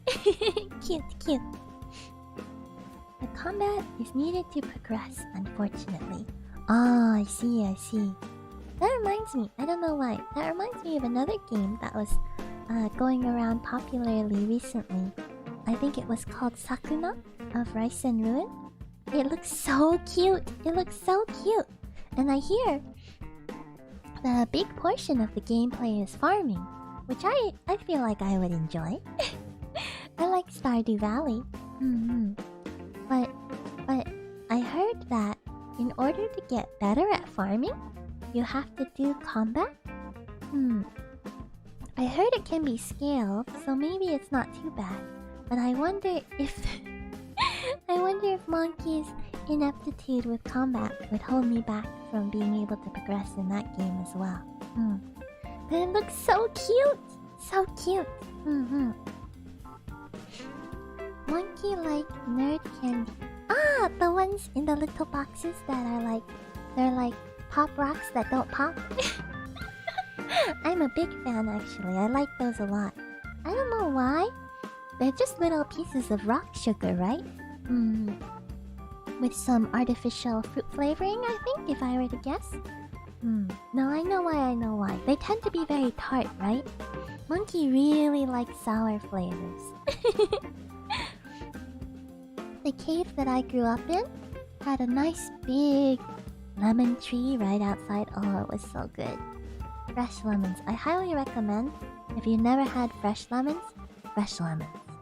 They were so good. I used to just eat them off the tree like an orange. Good stuff, good stuff. I bought Cozy Grove recently. I am also thinking you'd really enjoy Cozy Grove. Ever heard of it? Ah! I get the feeling you might have brought it up once before, Ryder. The name sounds familiar. I feel like someone brought it up. Something about it being very cute and similar to Animal Crossing? Is that right? I'd love to hear more about it though, if you can tell me a bit. Have you played it yet?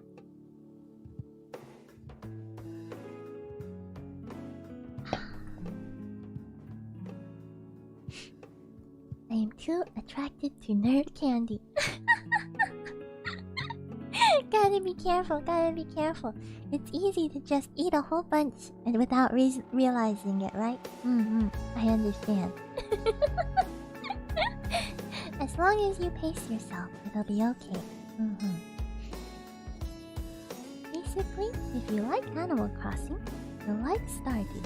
And if you like those two, you'll like Cozy Grove. Oh!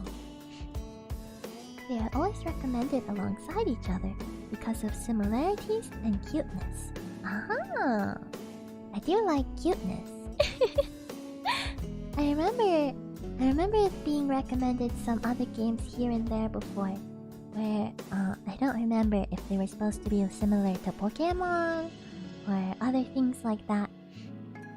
But maybe it was like, yes, similar to Stardew, but like, I don't remember. But the cuteness is important. That's the long and short of it. The cuteness is important. Wow, Monkey says she's forgetful and then remembers that I talked about Cozy Grove. This does not compute.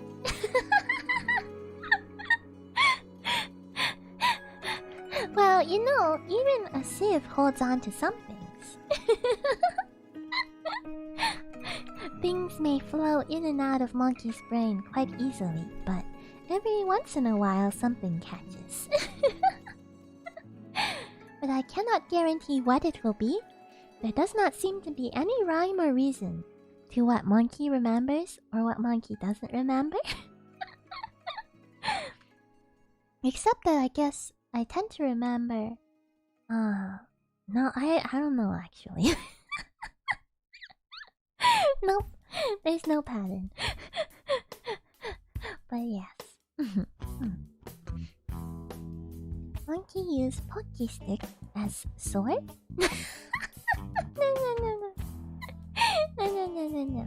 No. The Pocky Stick is my staff. There's the... It's not a Pocky Stick, it's a staff. It's a staff. I don't really use it as a sword. I use it as a staff. There's a whole bunch of Chinese martial arts specifically that center around using the staff as a primary weapon. That's what our king uses as his primary weapon. So, as a bit of a fan, I decided to pick it up as well and make it my primary weapon. But I have learned a little bit of sword arts here and there. A couple of different kinds, but I never got very good at it. Not that I'm very good at anything in general.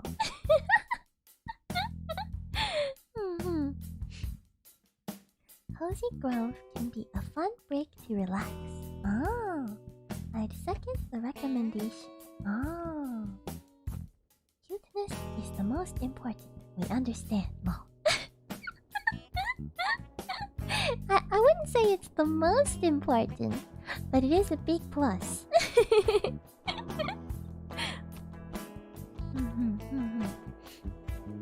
Cozy Grove.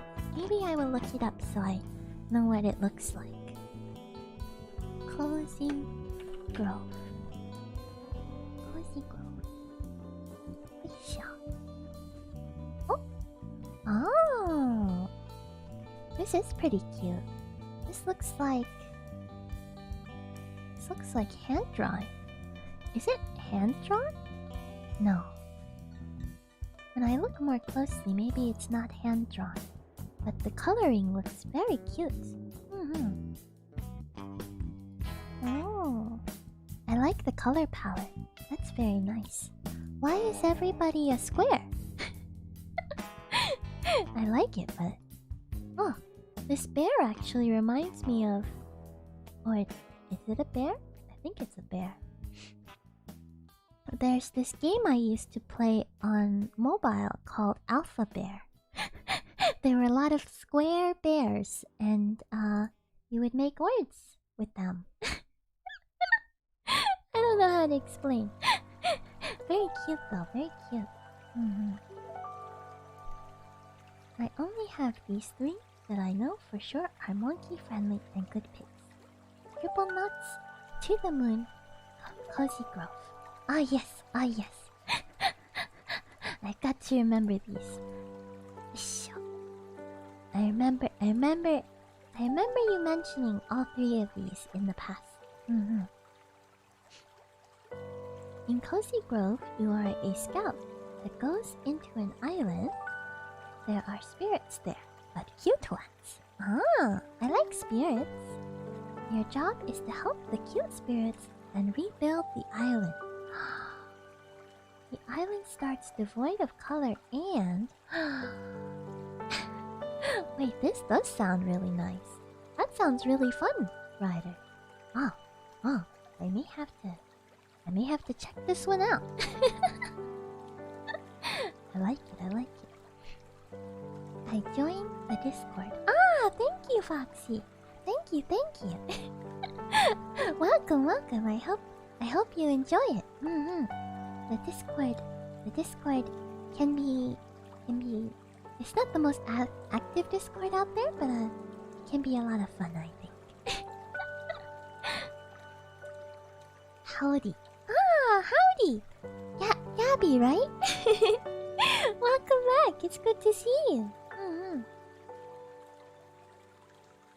So you color it the more things you do, so it's a life simulator type of experience where your concern is only to build the place up and help everyone.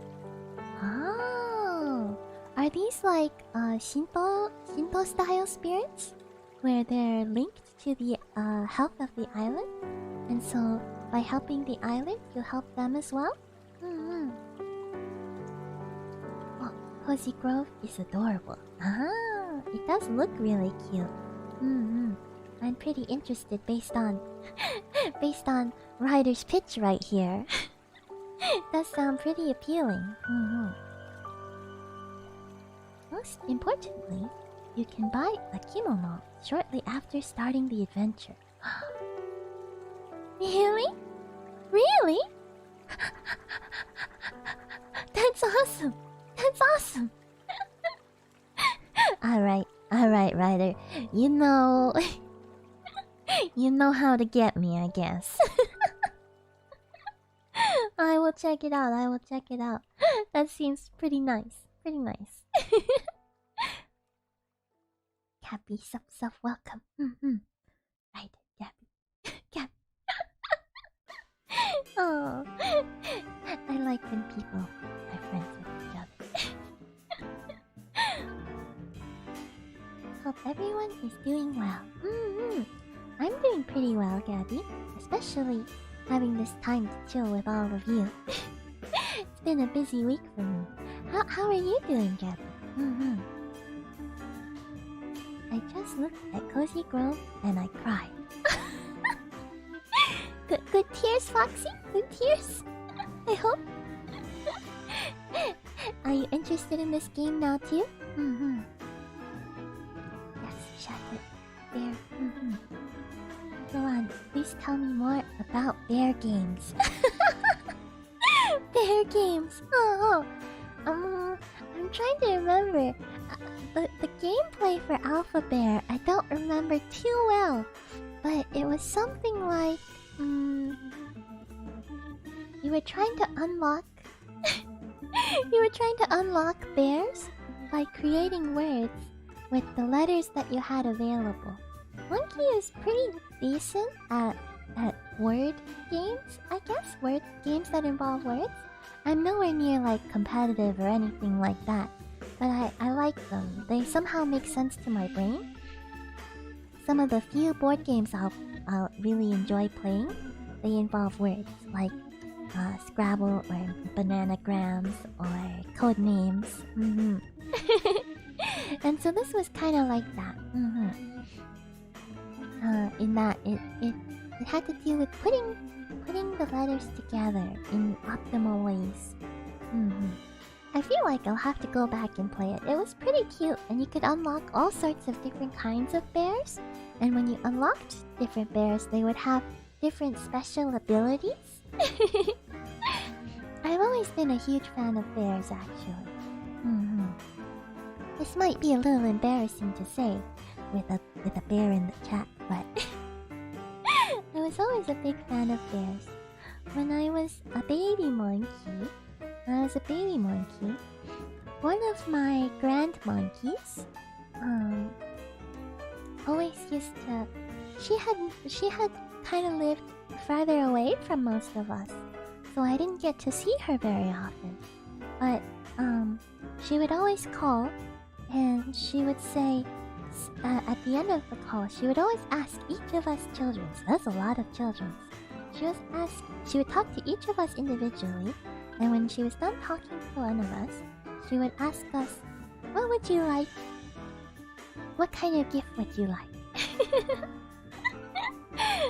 Which was quite generous of her, I guess.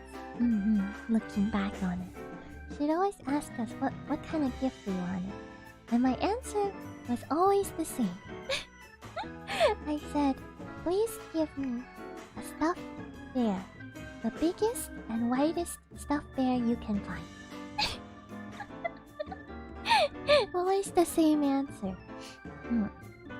And so she came to expect it every time. And every time she would find me a bigger and whiter, fluffy teddy bear. I was always so excited. Until one day, she found one that was the biggest I had ever seen. I think it was as big as I was at the time. No, maybe bigger.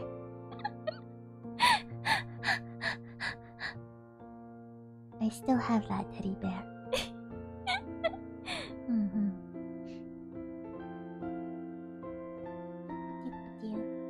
Spells monkeys boba. Oh no! Please do not. Please do not destruction in the tea club. Thank you very much. Please do not spill the boba. Sad. Monkey sing.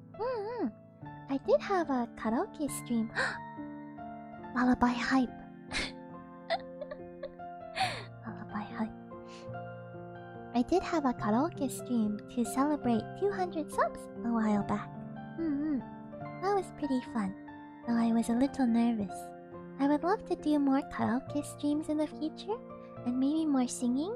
I unfortunately don't have the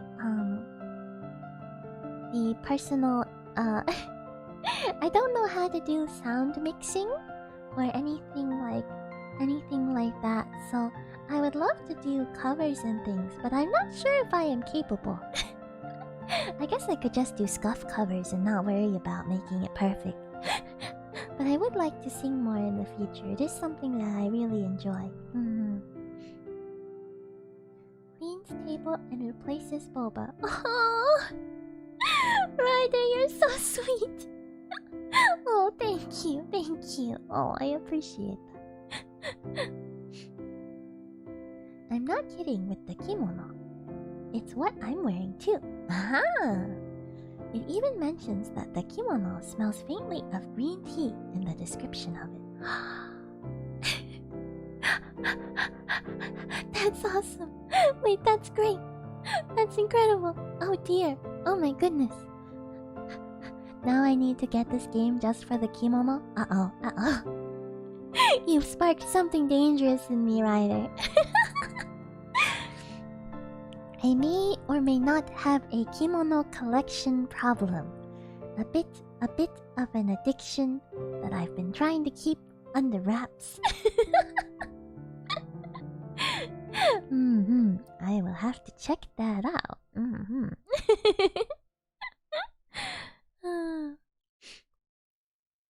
Admittedly, I did not play it myself for too long. But what I did play was very much a 100% certified monkey-friendly game. Oh, sounds like fun. Sounds like fun. I will bump it up in the priority queue.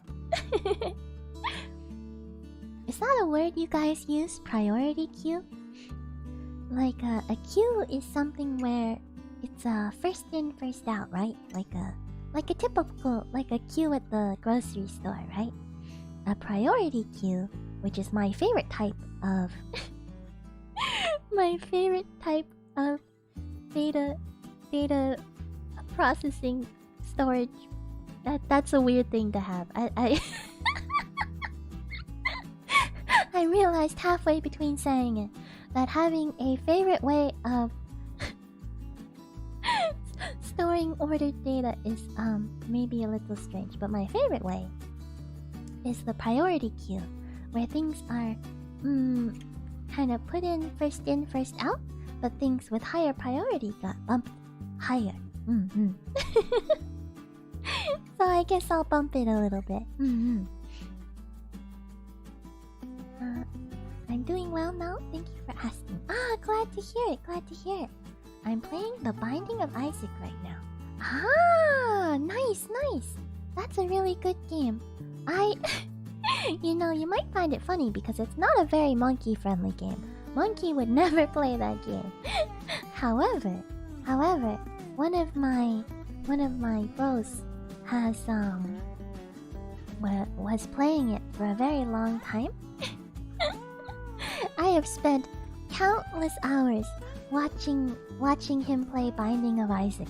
I don't know why. It was just very interesting to watch, even though I couldn't understand everything that was happening.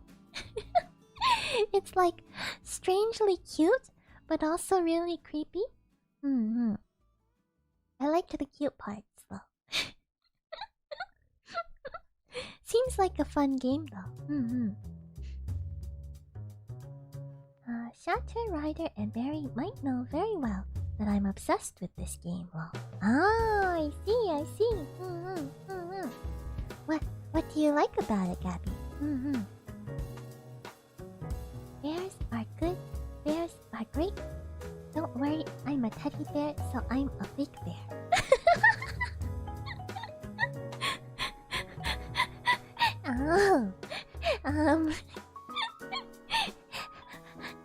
That's I see. Bears are great though. Binding of Isaac is what I call a not in the slightest monkey-friendly game. You would think so, right? You would think so, and it certainly is not a monkey-friendly game. And yet, I will say I enjoy it, and I think it's a very good game, as long as I'm not the one playing it. It's one of those kinds of games. Oh, maybe that made it worse, but yay, teddy bear lovers. Yeah. But yeah, teddy bear hype. That's awesome, Barry. Lullaby hype, yes! I'm so behind, but lullaby hype in the past.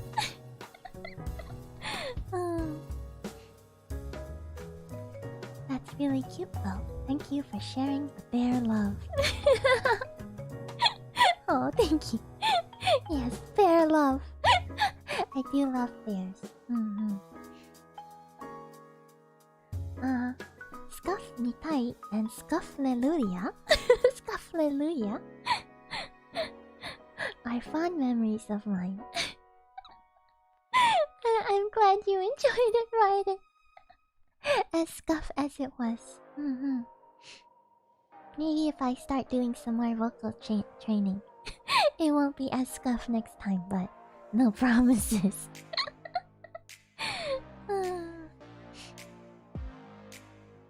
Under wraps. Is that a pun?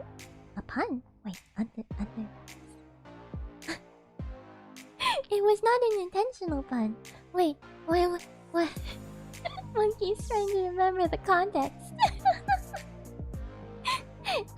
I mean, what was it a good pun? Because then yes, totally, yes.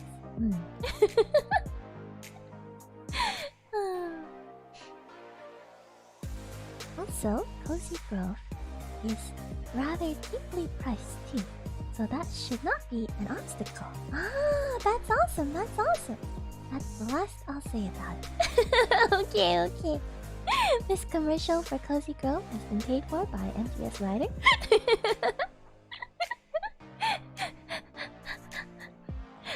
I see. I will check it out though. That's a big plus too. If it doesn't cost too much, big plus. There's actually a game. Sneak preview of things to come, hopefully soon. And there's a game that I learned about recently because I think Iris from Hololive played it, and then I think some other people might have played it too. And the moment I saw it, I was like, wow, wait, no, that looks like fun. I wonder if I can play this. So I really want to try it out. It may be a disaster, but there's a game called One Hand Clapping. And rather than using your controller or a keyboard or anything like that, the game is controlled through your voice. It's a little bit like that one I remember seeing a long time ago. I don't remember what it's called. The one where all the VTubers were playing, where they go and it jumps. But it's even more than that because it's a puzzle game apparently, and it's pretty reasonably priced too. So at the moment I saw it, I was like, I want to play this. I want to play this. So I think I might try that out sometime soon. We'll see.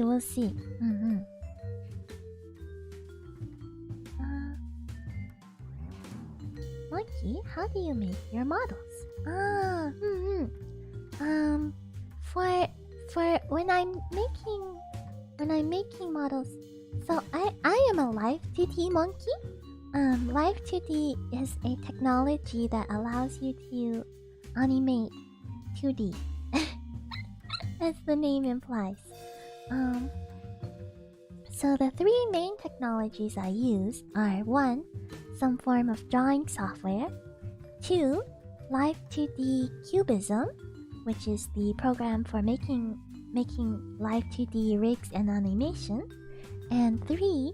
I am currently using VTube Studio for tracking software. So for drawing software, I have used Autodesk Sketchbook, I think it's called, which was a free software that I could use on my tablet.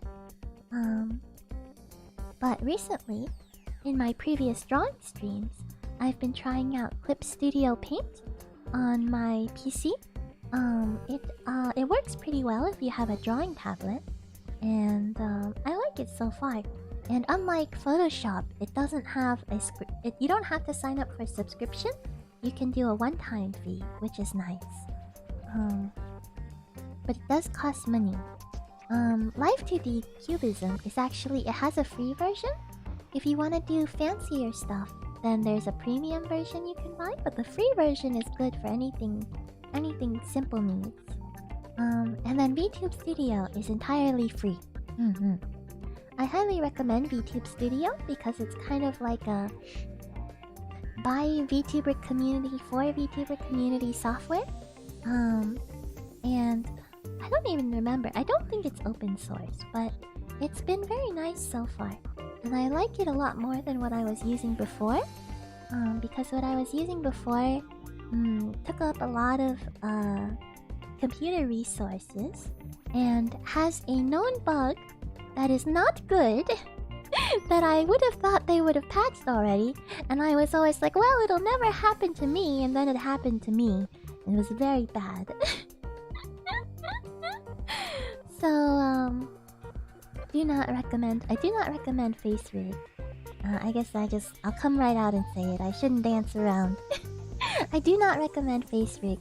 And thereby I am not interested in their successor, Animes, which also does a subscription service that you have to pay for to use it. I highly recommend VTube Studio. It's highly configurable. It's very reliable. Seems like, I mean, it's been serving me great so far. And there's lots of assets that even come free with it that the VTuber community has contributed. So, big fan. So I think those are the three main components to modeling, I guess. Or 2D modeling, not 3D. It's my first roguelike game. I guess I love it because it's a really good one of the genre. Yeah, it is. It really is. There's so many achievements, secrets to find out. It keeps me hooked. Well, it's a very deep game, isn't it? It has so many things. And then the interactions also cause all sorts of new possibilities too. Seems like a game you can play for a long time.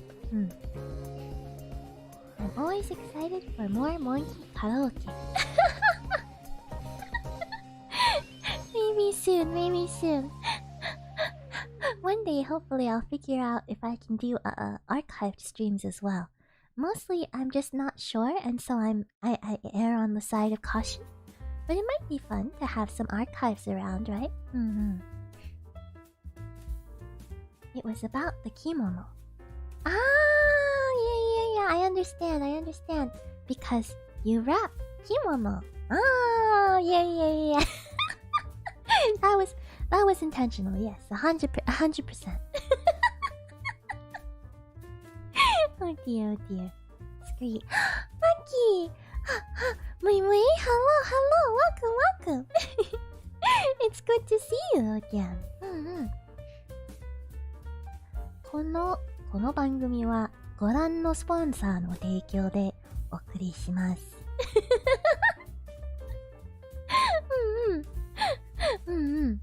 Oh man, that is quite a nostalgic phrase right there. I really want to try one-hand clapping. It looks like fun, right? I saw Gura play it. It was kind of rhythm-based as well. It looks super interesting. That makes sense. From what I saw, I didn't get to see all of Iris's stream. I just saw a little bit here and there. But it sounded like there were multiple kinds of puzzles involved. And some of them involved sort of repeating the same phrase as was given to you. You know, very basic. Which then would include like pitch and rhythm. I'm not sure if some puzzles... I think some puzzles might be more pitch and other puzzles might be more rhythm, and then some are mixed. That was the impression I got, but I didn't get to watch the whole stream, so I only got to see a couple puzzles here and there.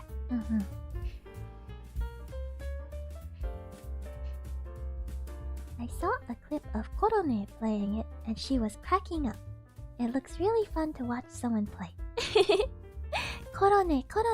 I know Korone played a game. The game that I was talking about that was really popular with VTubers a while back. One-hand clapping is pretty new, so I'm not sure if Korone has played it yet either. So I'm not sure which one you're referring to, Ryder. Whether it's the one I saw Korone playing.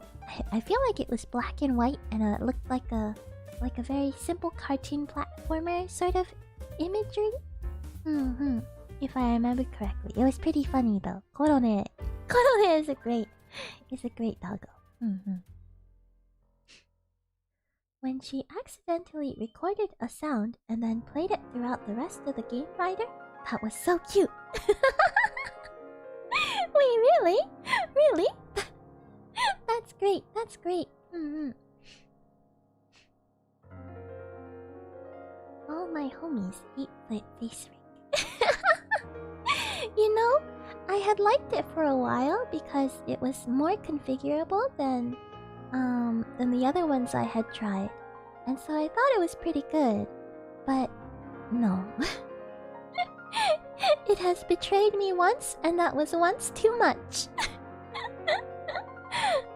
Not to mention how much it battered poor Potato-kun. So that's it.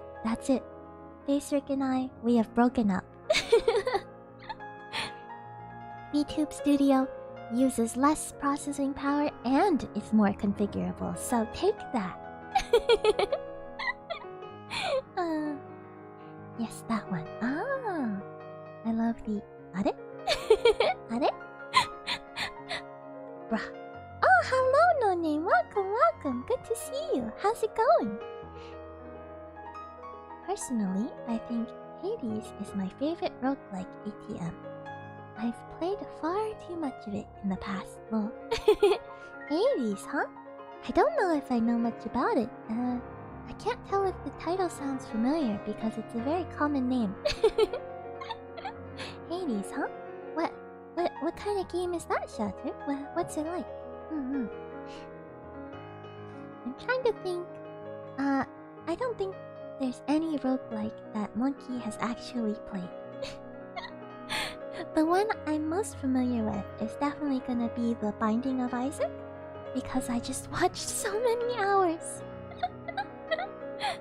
For whatever reason. Hours and hours.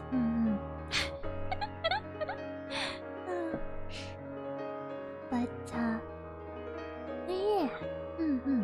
I did not actually know what a roguelike game was until someone explained to me. No, someone. My brother explained to me while I was watching him play Binding of Isaac. He was like, this is a roguelike. And I was like, you know I don't know what that means.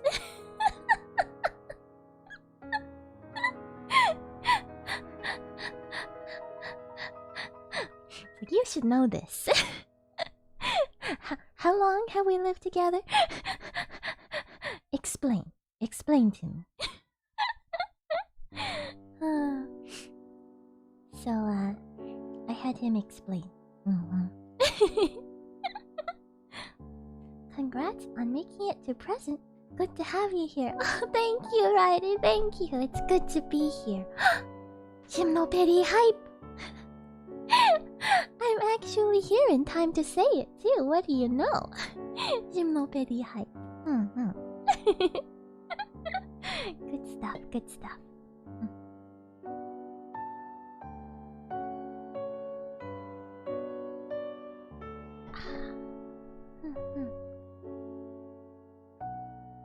I love this song, so calming. Oh, I'm glad you like it, Barry.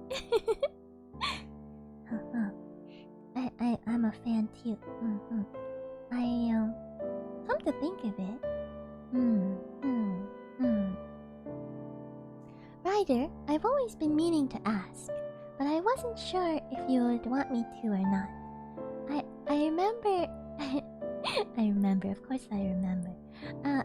You did a cover of the opening to Gymnopedi a while back, right? And I was always wondering if you'd be interested in me adding it to the playlist. Your rendition. But I didn't want to impose because I remember it, you know, it's only the opening, so I wasn't sure if you wanted me to add it or not. So I ended up deciding not to ask. So I understand if you don't want me to also. But if you do want me to, I'd love to add it to the playlist. Hold up, someone's calling me. I think your phone's ringing, Ryder.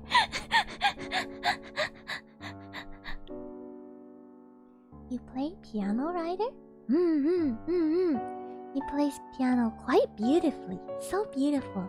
I really love his rendition. That's a lot of dots. Add it.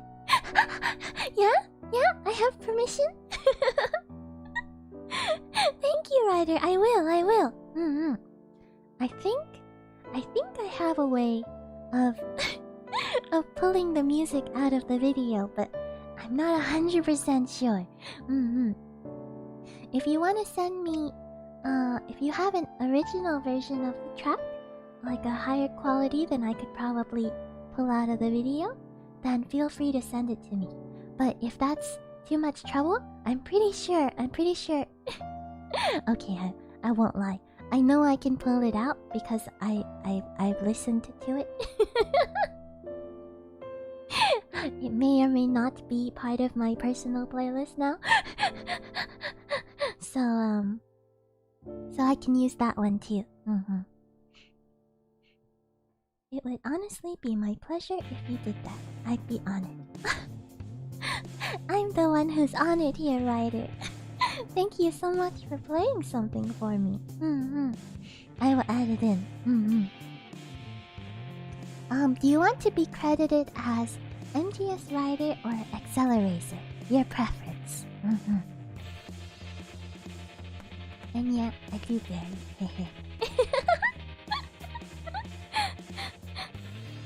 That's amazing writing. Can I hear? It is amazing. The video that I have of Ryder playing piano is actually linked to from my YouTube channel if you want to go look for it. Maybe I can find it real quick actually. I'm not doing anything important. But if you go to my YouTube channel, under playlists, I have a playlist for the monkey art that I've received via YouTube. And so, it should be under there.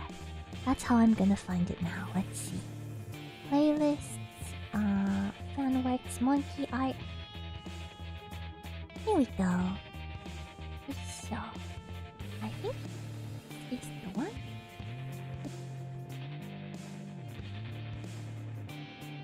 Yeah, here we go. And then the link, copy, and paste. Ta-da! This is what I'm talking about, for those of you who don't know. Oh, my heart. Oh no, right. Are you okay? I love piano. Me too. I love piano. I tried to play back when I was younger, but I wasn't very good. So I'm in awe of people who can. I understand. I tried to play when I was younger too, but oh my goodness, what was that? Oops. Wow, I seem to have done something strange. Hold up. Ah, there we go. What is going on here? Let me go back over there. Please excuse me. I must have done something strange in OBS without realizing.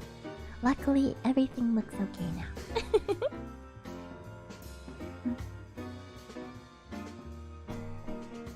Yeah.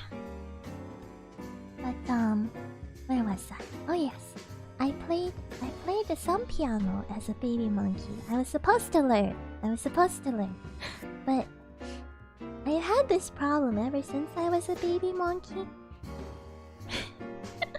It's a very me problem, I think. I never could get into playing any particular instrument, because they all take a good amount of skill before you can play anything worthwhile, really, right? And I suppose I was always the kind of baby monkey who was like, if I don't see the reason to put in the effort, I'm not gonna do it. A bit of a troublesome attitude. That's why I never learned how to do math properly. But so I never really was able to pick up a musical instrument. I've tried many. I've tried piano, I've tried flute, I've tried percussion and bells and guitar, and I I guess I played the recorder at some point too, but like everyone has, right? But I never really stuck to anything except for voice, because voice you can control naturally without having to learn too much at the very beginning, and then you tune it from there. I feel like most instruments are very high barrier to entry. So I was never really into playing the piano, but I really enjoy the sound of it. Piano music is just beautiful. There's a playlist on Spotify that I was subscribed to a long time ago. I don't know if it's still there. I don't use Spotify that often actually. But it was called Solo Piano. That was a good playlist. I also like, in a similar vein, I don't know if y'all know about music box music. I never really got deep into searching for it, but I've always enjoyed it. And there's a lot more to music box musics than just the kind that you usually see in the little the little music boxes that you're usually used to seeing. They actually have a musical box instrument sort of thing, and you can run a sheet of music through it and play a whole song. Those are quite nice too. They remind me a little bit of pianos, the sound, except more high-pitched and plinky, you know? Rider in the playlist hype! Yeah! Rider in the playlist hype! Let's go with MGS Rider, just because it's the name I use here. Makes most sense. Okay, sounds good, sounds good. I can always update it if you want me to. One second. Okay. Are we okay, Monkey S? Oh yes, sorry about the... Sorry about making you worry. I must have clicked something strange in OBS, but it fixed itself. Or I fixed it, or something fixed it. So it's okay now. I am back. I am dumb. Oh, I clicked the link, forgetting it would take me away from the stream. Oh no, yeah, that happens. That's why I have all of my browsers set to open in new tab. Nothing ever opens in the same tab. All links open in new tabs. This is also why Monkey has 100 tabs open at all times, minimum. But yes. But right, I am amazed. It's nice, right? It's really nice. I actually played the piano from age 6 to 13. Wow! But now I can't even do scales, lol. Is that so? Is that so? I feel like, I wonder, if piano's one of those things where, even though you haven't done it for a while, if you practice some more, you get it back? Because it is a physical thing.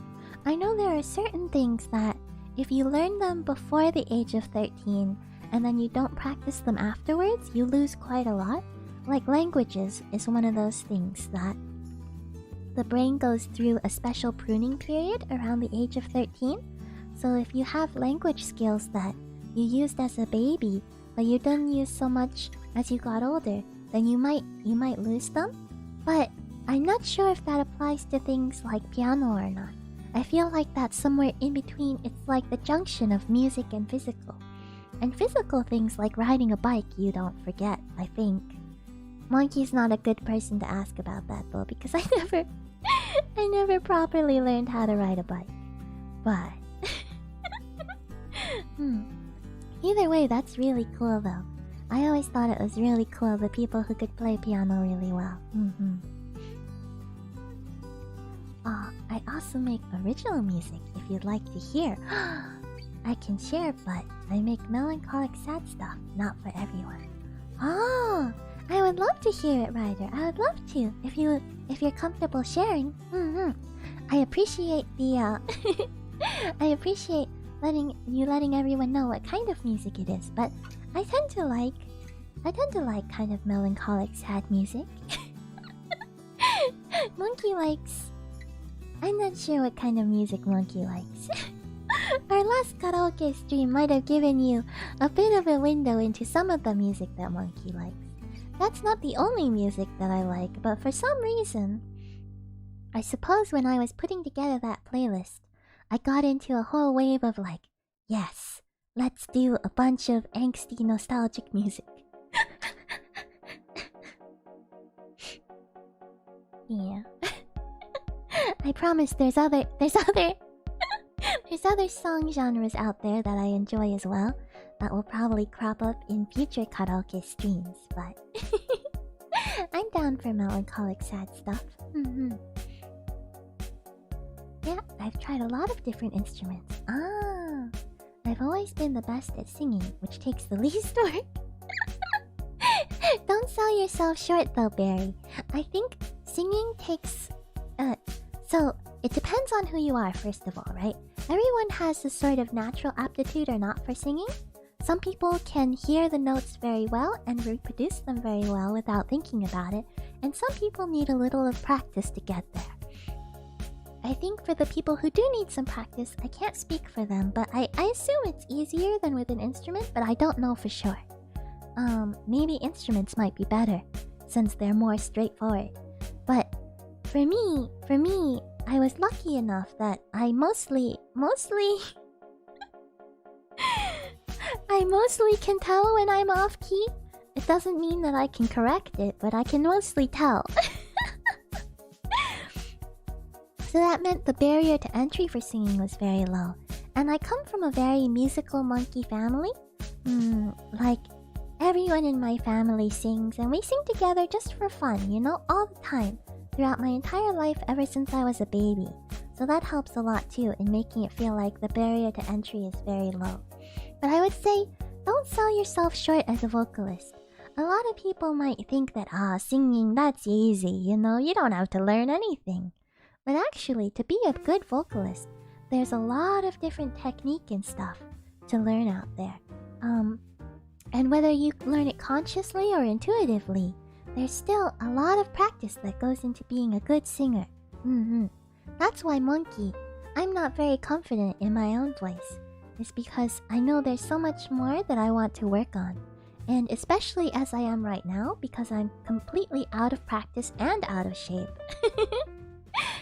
And, you know, taking care of your instrument if it's separate from you is one thing.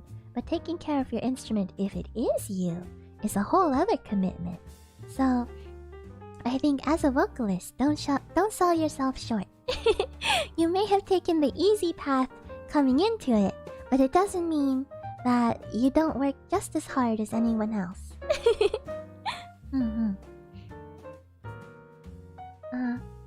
I am that one guinea pig meme where the guinea pig stares off into the distance while the other keeps eating their food. Oh, that's me right now, thinking how Nao is going to add the song. This sounds familiar. I feel like I may have seen this meme that you are describing, Ryder. Guinea pigs are pretty cute. I did grow up with a few guinea pigs. They're pretty great. Where is your music, Ryder? I would love to listen if you're comfortable with that. I can share privately. I do not post them anywhere public, but I'm okay with sharing them. I see. I'll reach out if you really want to give it a listen. Oh, of course, I'd love to. If you feel comfortable, feel free to drop them into the Discord as well. But if that's too public for you, feel free to send it to me personally and whoever else. Like Barry who's interested. I would love to hear it. I'd very much like that, Ryder. As long as you're comfy. Again, no pressure. Exactly. Same.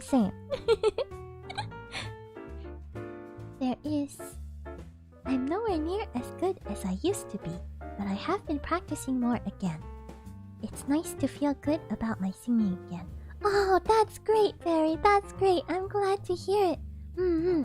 I know what you mean. I'm not in the state yet where I'm feeling very confident in my singing, but I hope to get there. At my top form, I was relatively confident, you know? I wasn't the best out there, but I don't know how it is for you, but for me, there is one particular song that I gauge my top singing performance by, because it was the song that I sang probably when I was in my best physical shape, and additionally, I had been practicing. I was in a class at the time, so I had been practicing regularly. And so I was fairly confident at the time with that song, and it is a difficult song. I will say. At least I thought it was pretty difficult. Maybe it's intermediate. Let's say intermediate. It was an intermediate song, but I was pretty proud of my effort at performing it, and it felt really good. But since then, I more or less judge my current singing condition against, can I still sing that song? In my current condition, there's no way. There's no way. But soon, that's my goal. I want to get to the point where I can sing that song again, and then I want to surpass it. Hello. Saki nee-chan! Nee-chan! Welcome, welcome! Hello, hello! It's good to see you! Wow! Haven't seen you here in a while. How are you doing? Oh.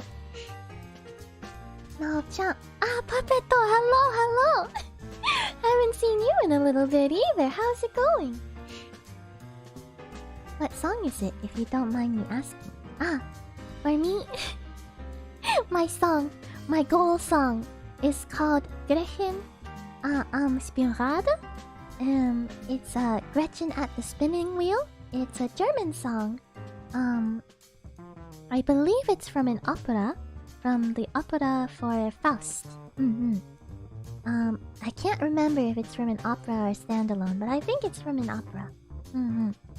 It's about this girl Gretchen, who in the story of Faust is basically put under a spell by the devil in order to fall in love with Faust, and she can't understand why this is happening, but it's like an extremely strong emotion suddenly welling up within her, and this song is about that. This song is about her at her spinning wheel, learning or thinking about, I guess, ariaing about her feelings.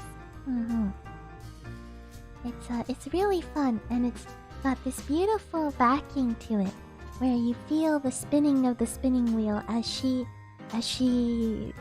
sort of combats with her emotions.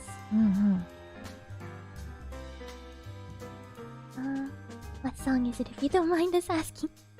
I see I've got you both curious. Yeah, that's the one. Gretchen Spinrade. It's in German, so the spelling. And I unfortunately can't remember the name of the composer. I really need to get better at that, but that's the one. My gosh, I woke up early. Ah, good morning, Pareto. We share a brain cell berry. Your brain cell is linked. Nice. Hello, everybody. Hello, Pareto. Hi, hello.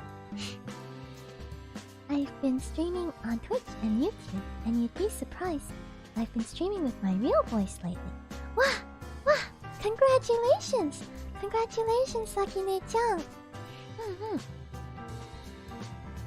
So yeah, after 10 months hiding my real voice, friends made me feel confident. That's wonderful! Oh, I'm so glad to hear it! I should stop by sometime. That's incredible. Twitch and YouTube now, huh?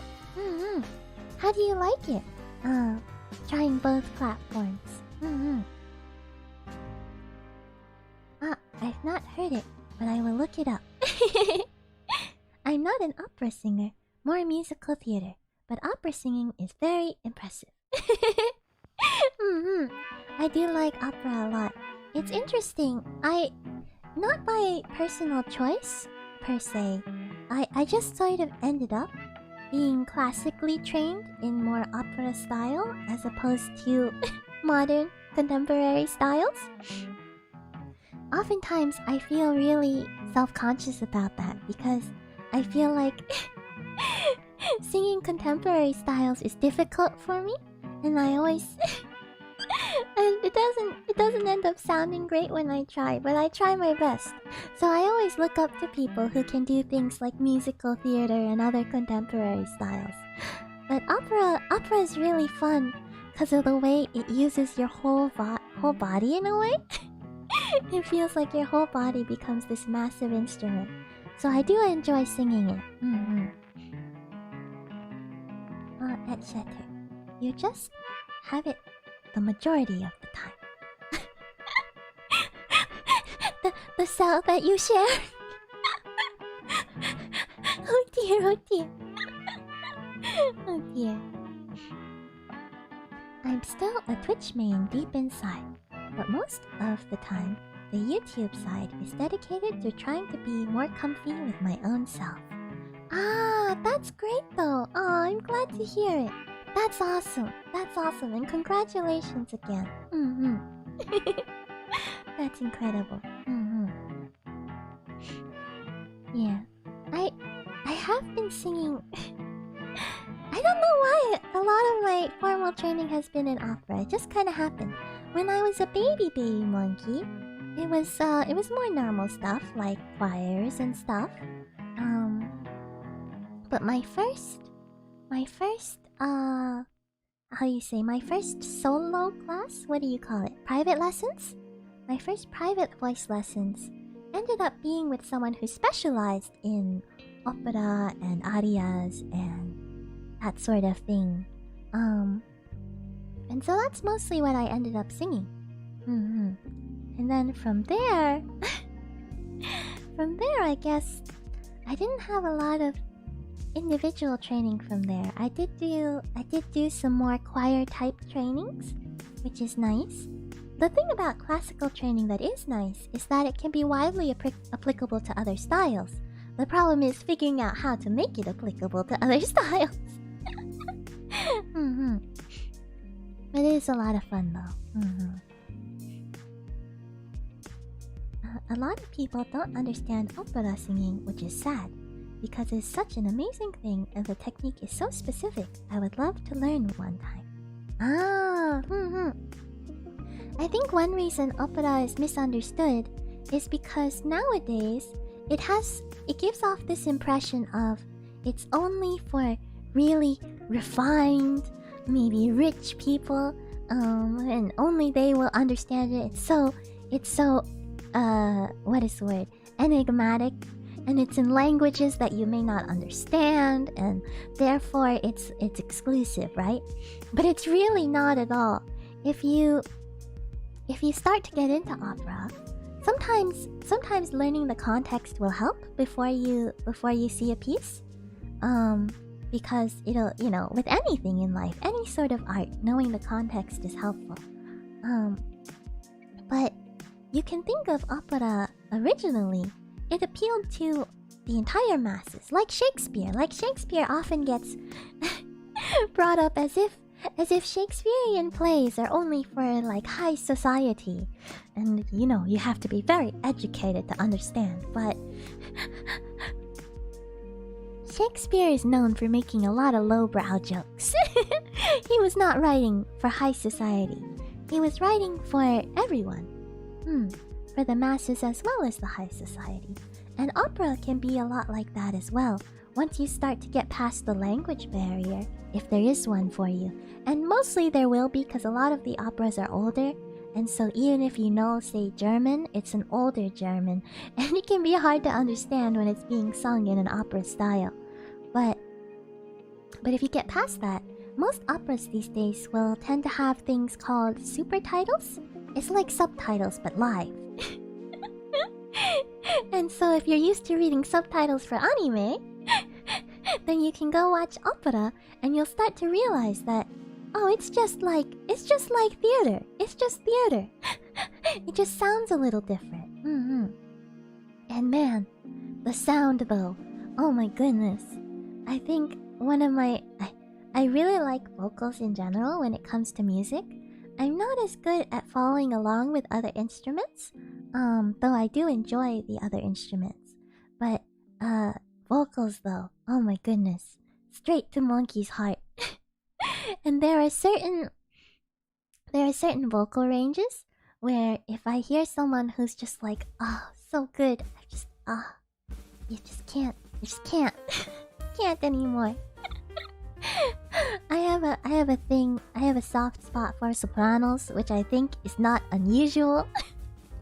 Considering that the word diva, I believe, comes from the position in opera that is usually given to your like most talented soprano. I think it's very common to be taken away, to be taken by these talented soprano voices. But man, they are beautiful.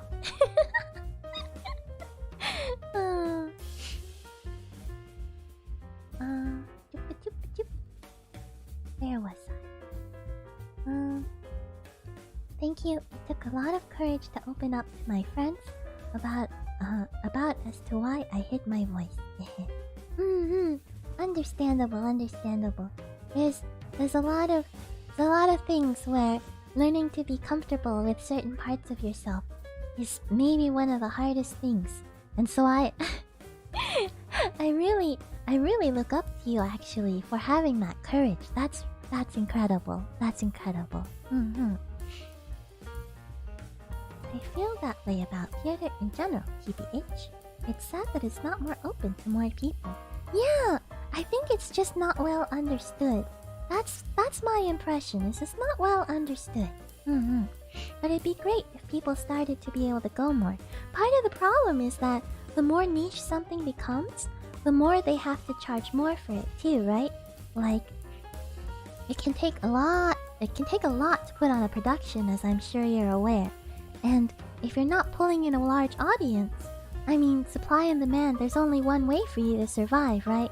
Again, I don't understand money. It's such a weird concept to me. I wish it could just be more open, and then people might be more willing to come check it out.